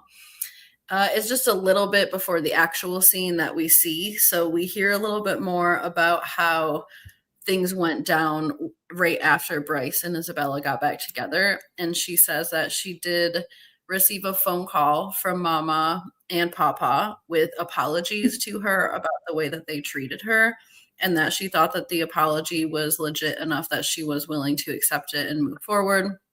And then she said after that, Nana went and bought like every single baby girl outfit at the store that she could find, so that they have really made an effort to provide for this baby. And she seemed pretty happy with that. It just makes me so sad for her. I mean, her especially, like that she really had to suffer through that whole birth, not go to the hospital, nothing. Like when there was support there for her. Yeah, like I will appreciate that she was taking accountability for her part in it. She said, like, I apologize because of my part and whatever. And her part wasn't even really that bad, but except for like the enabling and the weird, like, Bryce can do no wrong kind of attitude. But, I was quite impressed that like Isabella was able to like really like get along with her and Papa again. Like that Papa even said himself, like, I said some things. I'm like, yeah, you did say some things, Papa. You brought a whole doll to the damn table. Where is the doll? Brouhahas. You got witches and bitches. You got all kinds of things. Yeah, where's the doll?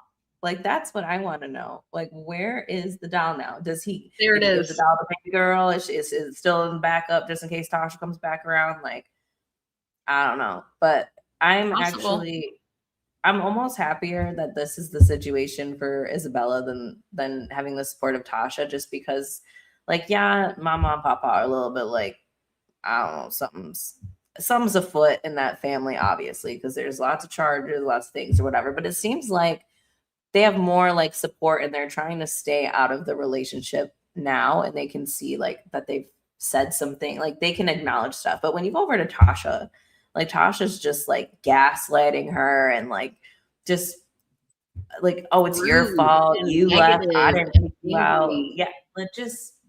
And I'm like, wow, this lady, like really, it just drove home for me that she was living her own life again through her daughter. Like she could never accept Bryce and stuff. Like, because she even slipped up when she said, when I said to you that if you're gonna let, and I'm like, see, that was your whole problem. She was not lying when she said she wanted her name on the birth certificate. She was not lying about that.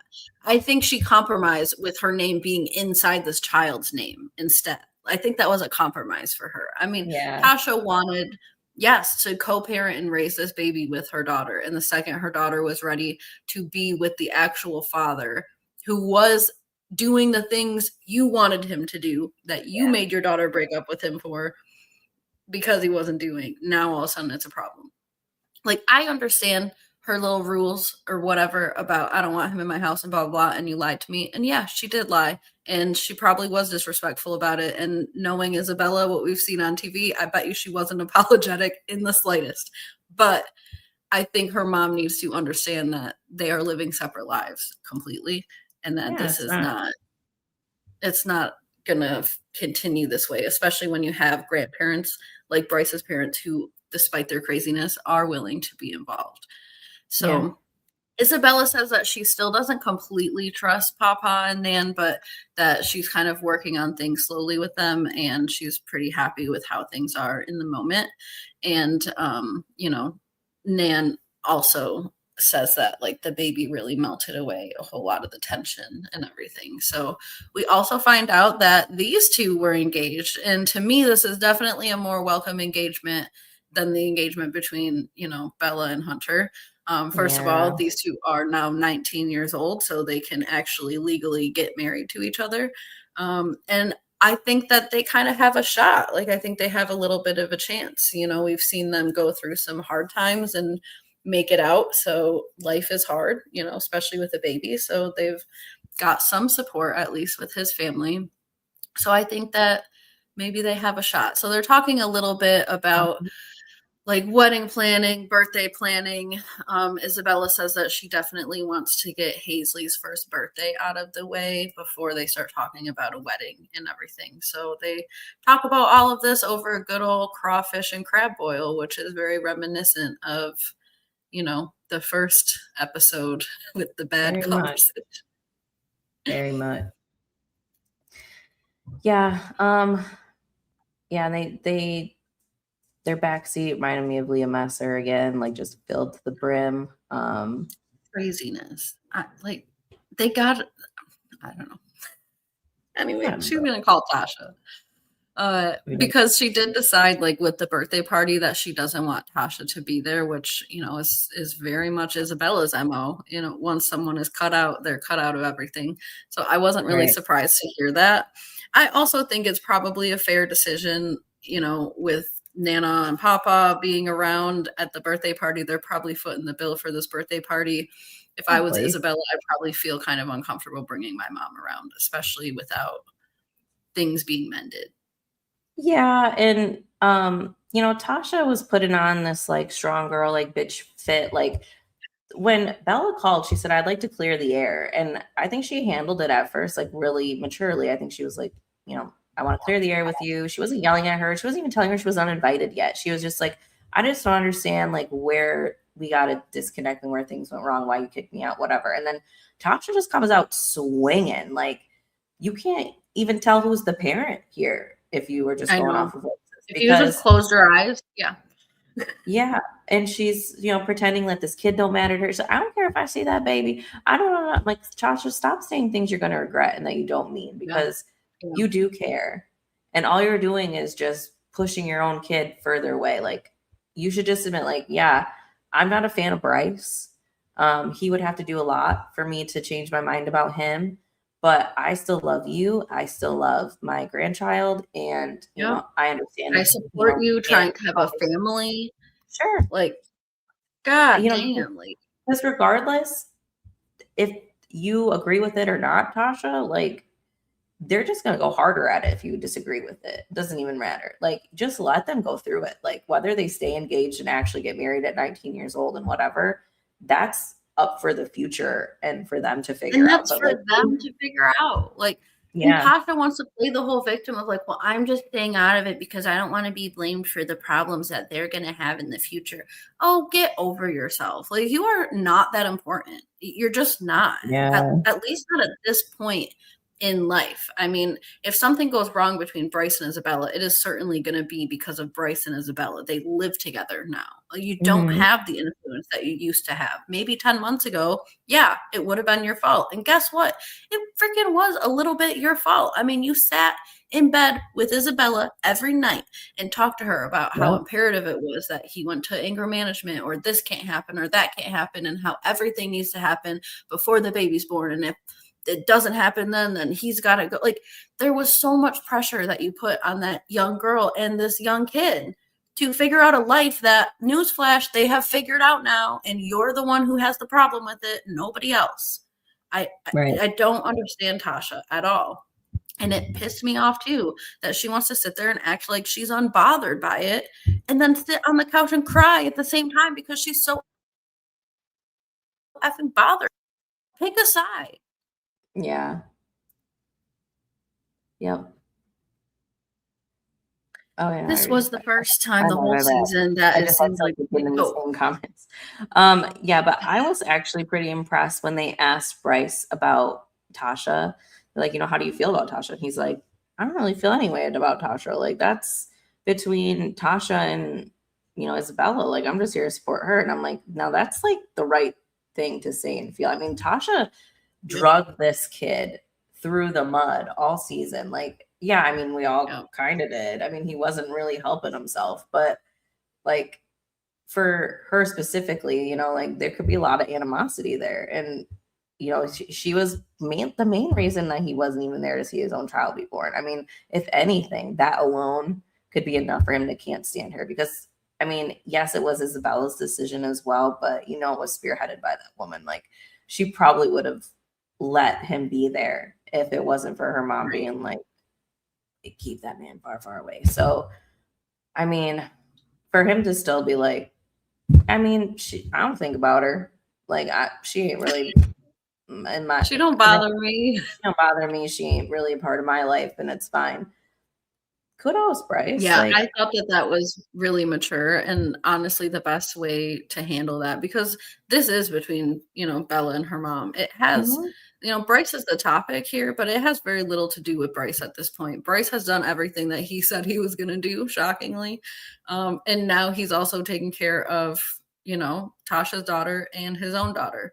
And so I think, why would he have an opinion on her? It's just that's probably one of the most mature things I've heard that kid say, at least. But ever. Yeah, I mean, Tasha just can't help but cry on the couch when also saying that she also doesn't care at the same time and that she's so tired of begging people to be in her life. Well, maybe you shouldn't demand that you are the sole and only person in these people's lives. Maybe they won't kick you out of their lives. And who are you begging to be in their life? You just told them to get away. You're just like, I don't care about you. Like, I don't care. Girl. So that is them.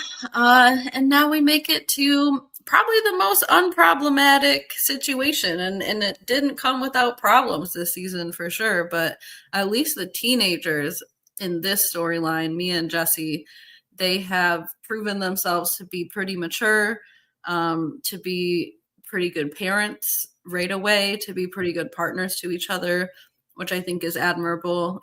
Throughout this whole thing, they never really faltered between each other. We didn't even really see them argue too much other than like Jesse's a bad organizer, which I think every woman says about their man. Yeah. So we did get a sad update with them. They don't get into it until like kind of halfway through their little scene, but I'm pretty sure everybody knows, but their house did burn down this past January. So there was a GoFundMe up online. It looks like they're kind of, a little bit more settled in now, but I could not imagine, just having a baby and just getting settled in. Poor Jesse. I mean, he was probably just thanking his lucky stars that he was not the cause of that damn fire, because could you imagine if he moved into that house and burned Mr. Keith's house down? I know, poor kid.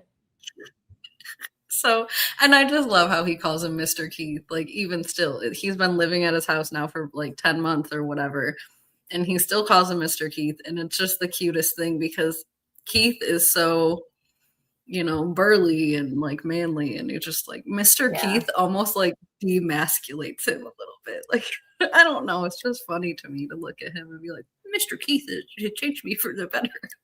Yeah, I think my favorite thing about this whole episode is just finding out that he's just warmed up to Jesse like so much and has been like a father figure to him.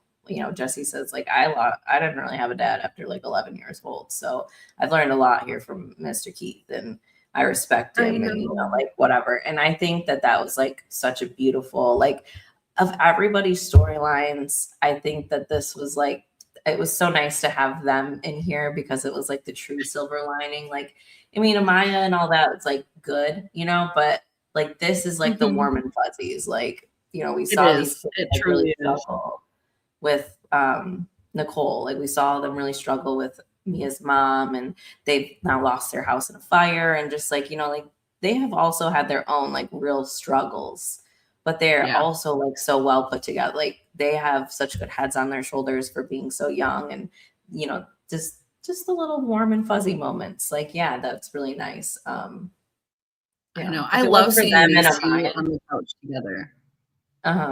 if it wasn't for them and like Amaya's stories, like, oh my gosh, this would be like the most surprising season ever. Like, Honestly. So we do get a bonus scene with them. This bonus scene is so long that it really kind of cut into the actual scene. So I don't have any pictures of like the text message exchange that went on between Mia and her mom about being invited to Thanksgiving and things like that. But Mia did invite her mom to this like Thanksgiving crawfish boil, or Easter, sorry, this Easter crawfish boil. Mhm.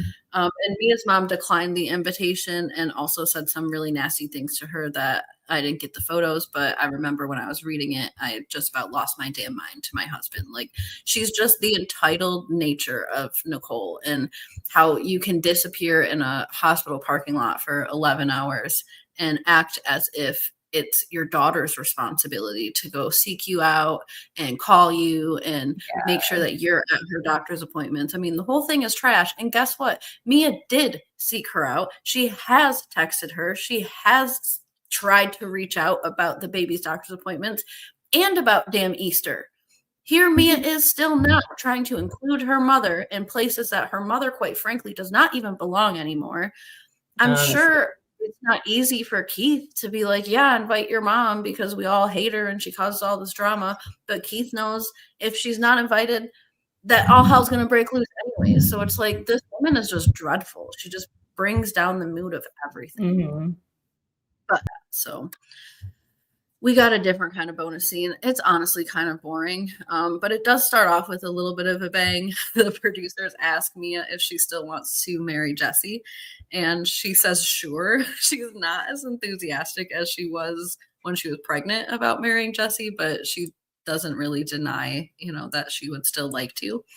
He seems truly touched by what Jesse said. I love the way their relationship is growing. I'd watch another season with them. I would too. I think would that too. as far as like following a family into another season, I think that they are probably the best contenders, followed by, Mama G and Amaya and all of that. But I really think that Mia and Jesse are the highest contenders because they're actually like still together and all of that and living together. But they Yeah. are 19 now.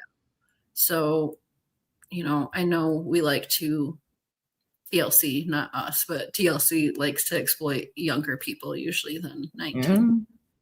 True. But yeah, so she says, sure, I'd like to marry Jesse. And so they ask Keith if Jesse now has his blessing, which I thought when I heard this at first, I'm like, oh, it's going to be a resounding yes, because they get along so well now and they're best I'm buddies. not gonna say yeah. He's like, no, of course not. It's Keith. He's like, they're not ready to get married. I mean, what is there, a ring around here or something? He starts looking around like he's all freaked out. And so he says, exactly what Keith would say. These are kids. They're not ready to get married. That's my personal opinion. He looks at Mia. He gives the whole sorry, but shrug that we've seen all damn season. Yeah. Mia's like, I mean, I feel the same way. Like, I'm not rushing to get married. I don't know why you're apologizing. And he's like, I was just getting prepared for the side eyes and, all the things. But it seems like they're in agreement that a marriage might happen, but they don't need it to happen anytime soon. And again, like with the maturity and the responsibility for these kids, they're not focused on a wedding right now. They're not focused on an engagement. They're focused on, getting their stuff back together because their house just burnt down and becoming parents and like fostering a real relationship, not, some kind of fake engagement or marriage or whatever for the courts or TV or God knows what. I mean, TLC's got to ask the question, of course, but yeah. They do. And I think that they have the best chance of like really staying together too. So, I mean, it's a fair question, but not anytime soon. I guess also because like everyone else is getting engaged at the end of this. I guess it's a trend or something for this season. So they just wanted to know if they were joining. They were smart not to ask that over in Fallon's direction though, because that is so true. Yeah, because they would have had a damn wedding at the end of the season if TLC would have paid for it. Yes, we would have. Child bride and The all. second half of this bonus scene is less exciting. I mean, I guess if crawfish boils are your thing, and also at the same time you don't know how to make a crawfish boil, this might be exciting for you. I even cut out a lot of this, but they gave us like step-by-step damn instructions on how to make a crawfish boil.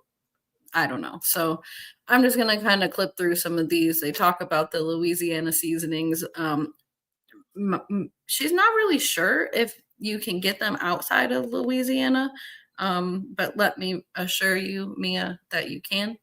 They got the packets everywhere that you can buy for the boils. Yep. What I did learn, and maybe this is just, like a northern thing versus a southern thing, or maybe, she said it kind of varies family to family, even Louisiana, but they put all their extra stuff, like their potatoes and their peppers and all of that, in stockings, like pantyhose. Oh. And then they put it in the pot so that you're not like digging through the water for like your potatoes and your sausage and all that. Not a bad idea, but I've never seen that happen before. I also don't make big crawfish boils. Usually when me and my husband make a boil, we do like crab legs or something, and it's not, the biggest bucket in the whole world. So we can kind of dig for our potatoes wherever. But yeah, they put them in stockings. Like they literally had pantyhose out there stuffing potatoes in there. Have you ever seen that before? I learned something new every day. So there you go about the bonus scene there. not big into And then they give us a little bit of instructions as to how to eat crawfish too. Taking off the head and sucking the head and eating the little claws and all of that. I've had crawfish. Personally, I think they're very difficult to eat and they're not really worth it. I'd rather crab legs or, something like that. But I know it's a big Louisiana tradition.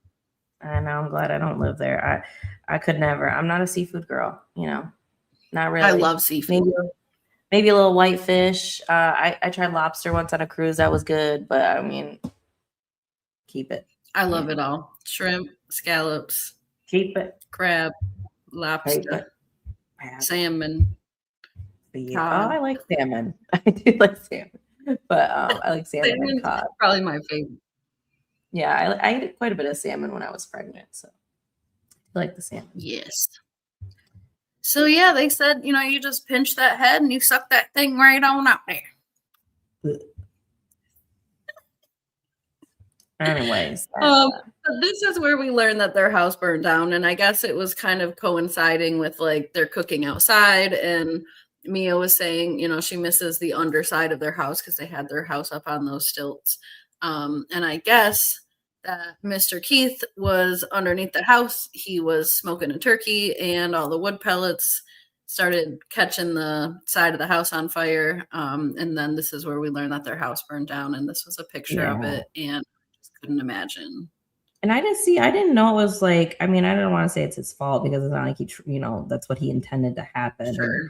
I'm sure he blames himself enough, but I didn't realize that that's like an extra burden that he's carrying. Because when they asked him about it, he's like, yeah, I mean, you mean physically, emotionally, like it's all bad. Like, I'm just glad everybody is safe and got out safely. But like they lost everything. I mean, they lost all the baby stuff, I'm sure. Like, he probably felt so guilty for all of that. It looks like there were 2 vehicles that were burned as well. So like now you can't even get to work to make your money back, at least until insurance is all filled out and all that. Like, I'm sure it was just an absolute nightmare.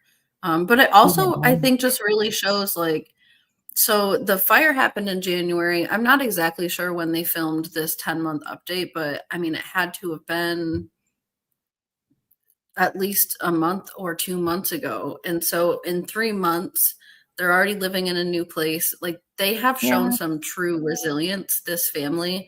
They've shown true resilience in the face of Nicole and all her shenanigans and going through whatever they've gone through as a family before this, and going through, even like a surprise delivery and the C-section and all of that. Like you never saw Mia really cry or complain or like call herself a victim or get down on herself. All the crap that her mom has pulled, and she just deals with it, and her dad deals with it, and they just move on and move along and keep it going.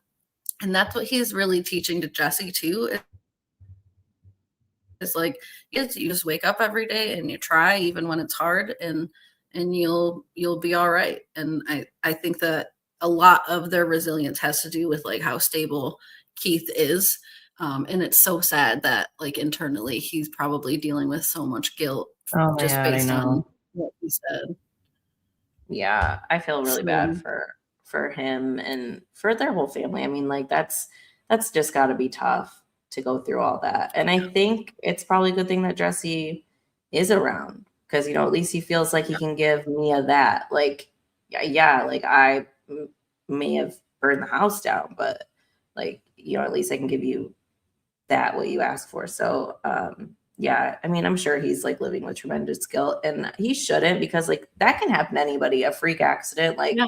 how is he Yeah. to know that that little He has bit probably would just? cooked turkeys under that house that same way a million times. You know, I'm sure it he seems did. like he likes to cook outside and grill and whatever. I mean, he's probably done that so many times, and just this one time, you know, the wind caught a certain way or whatever, and you know, I'm sure he's probably even started little fires before smoking food and just was able to put it out or whatever. It's just, you never know when something tragic like that is going to happen. And Right. of course, that was not your intention. Like, you have to take responsibility for accidents as well, but it's a whole different thing when, you know, you wake up and you're going to burn your house on, you know, light your house on fire intentionally versus I'm trying to cook a meal for my family and I make this horrible mistake.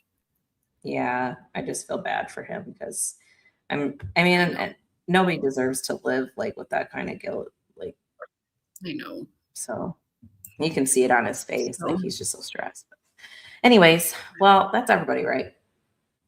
That's everybody. And we have been here for a long, long time. And I'm sure that we are going to be back. You know, we have more Vaughns to talk about. So I can't imagine that we're not going to hop on at least once after some of this custody stuff gets settled. We probably won't hop on for every single update.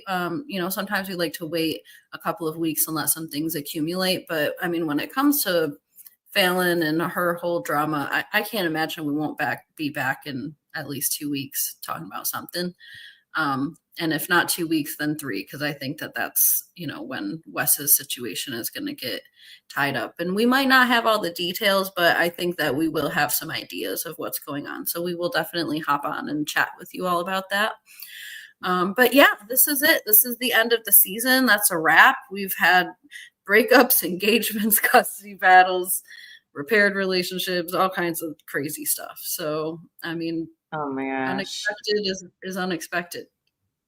This was the most unexpected season of unexpected I've ever seen. So yeah. And I was happy that if we're not going to do a tell-all at the end, which I remembered they haven't done since like season 5, since like that crazy Jason kid almost lit the whole place on fire. I'm glad that we did this like 10-month update. I think that that was a nice way to wrap up the season if they're going to wrap it up so abruptly. So yeah, I think pretty good season overall. You know, lots of drama, lots of craziness, lots of things to follow in the real-time events, lots of things to follow, you know, through this. I think that the cast was great. Even, you know, stupid Fallon and Bella and all of that. I mean, let's not lie and say that we have not been entertained by them. So definitely entertaining, but you know, it's one of those things you feel like both ways about where you're like, what am I watching? I know, like, right? Yeah, it's like, should I be entertained by this? But, you know, I ain't going to lie to you guys. I have been entertained very thoroughly. So, I think that there's one more comment, and then we can probably end with that, but I can't click it. Oh, I had to make dinner, so I missed most of Keith, which is a bummer because I like him so much, but I'll rewatch later. No worries. We all love Keith. I also heard that Keith is in the talking stages with somebody, so he is single, but maybe not for long.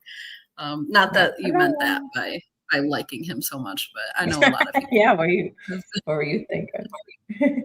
I've seen so many comments of people calling him, you know, Daddy Keith and all this stuff. So, I mean, I'm not mad at it. I think some women just like a strong-willed man, which I can't judge at all. So, but yes, rewatch later. You know, we got into the rest of the things with them and how great Keith is for the family, and you know, we have lots of good things to say about Keith. So enjoy your dinner, though. We'll be here on the rewatch. Yep, we'll be back next week. Yeah. I mean, I don't know. Jersey Shore might be coming back See, soon, they I are think. thirsty for Keith. He does have a good beard. Even the gray is good. Yep. We will come back with unexpected, like any updates after this like hearing on the 29th and stuff. I'm sure there'll be stuff to talk about then. And then if there's Jersey Shore coming up, we should be talking about them as well. It's their final season on MTV. So I don't know if my DVR was off or not, but they might have started yesterday. oh well, So we're a little bit I behind, didn't but we watch the usually new are. episode if it was. Jersey Shore for Ann and I, at least in the past, Jersey Shore likes to do that thing where they sort of have like 2 or 3 episodes that tell a story and then they'll move on to like, the next trip that they go on or whatever. So sometimes we do the episodes in batches. We might not be here weekly covering them because Jersey Shore loves a cliffhanger at the end. And sometimes you got literally nothing in the episode up until, the end.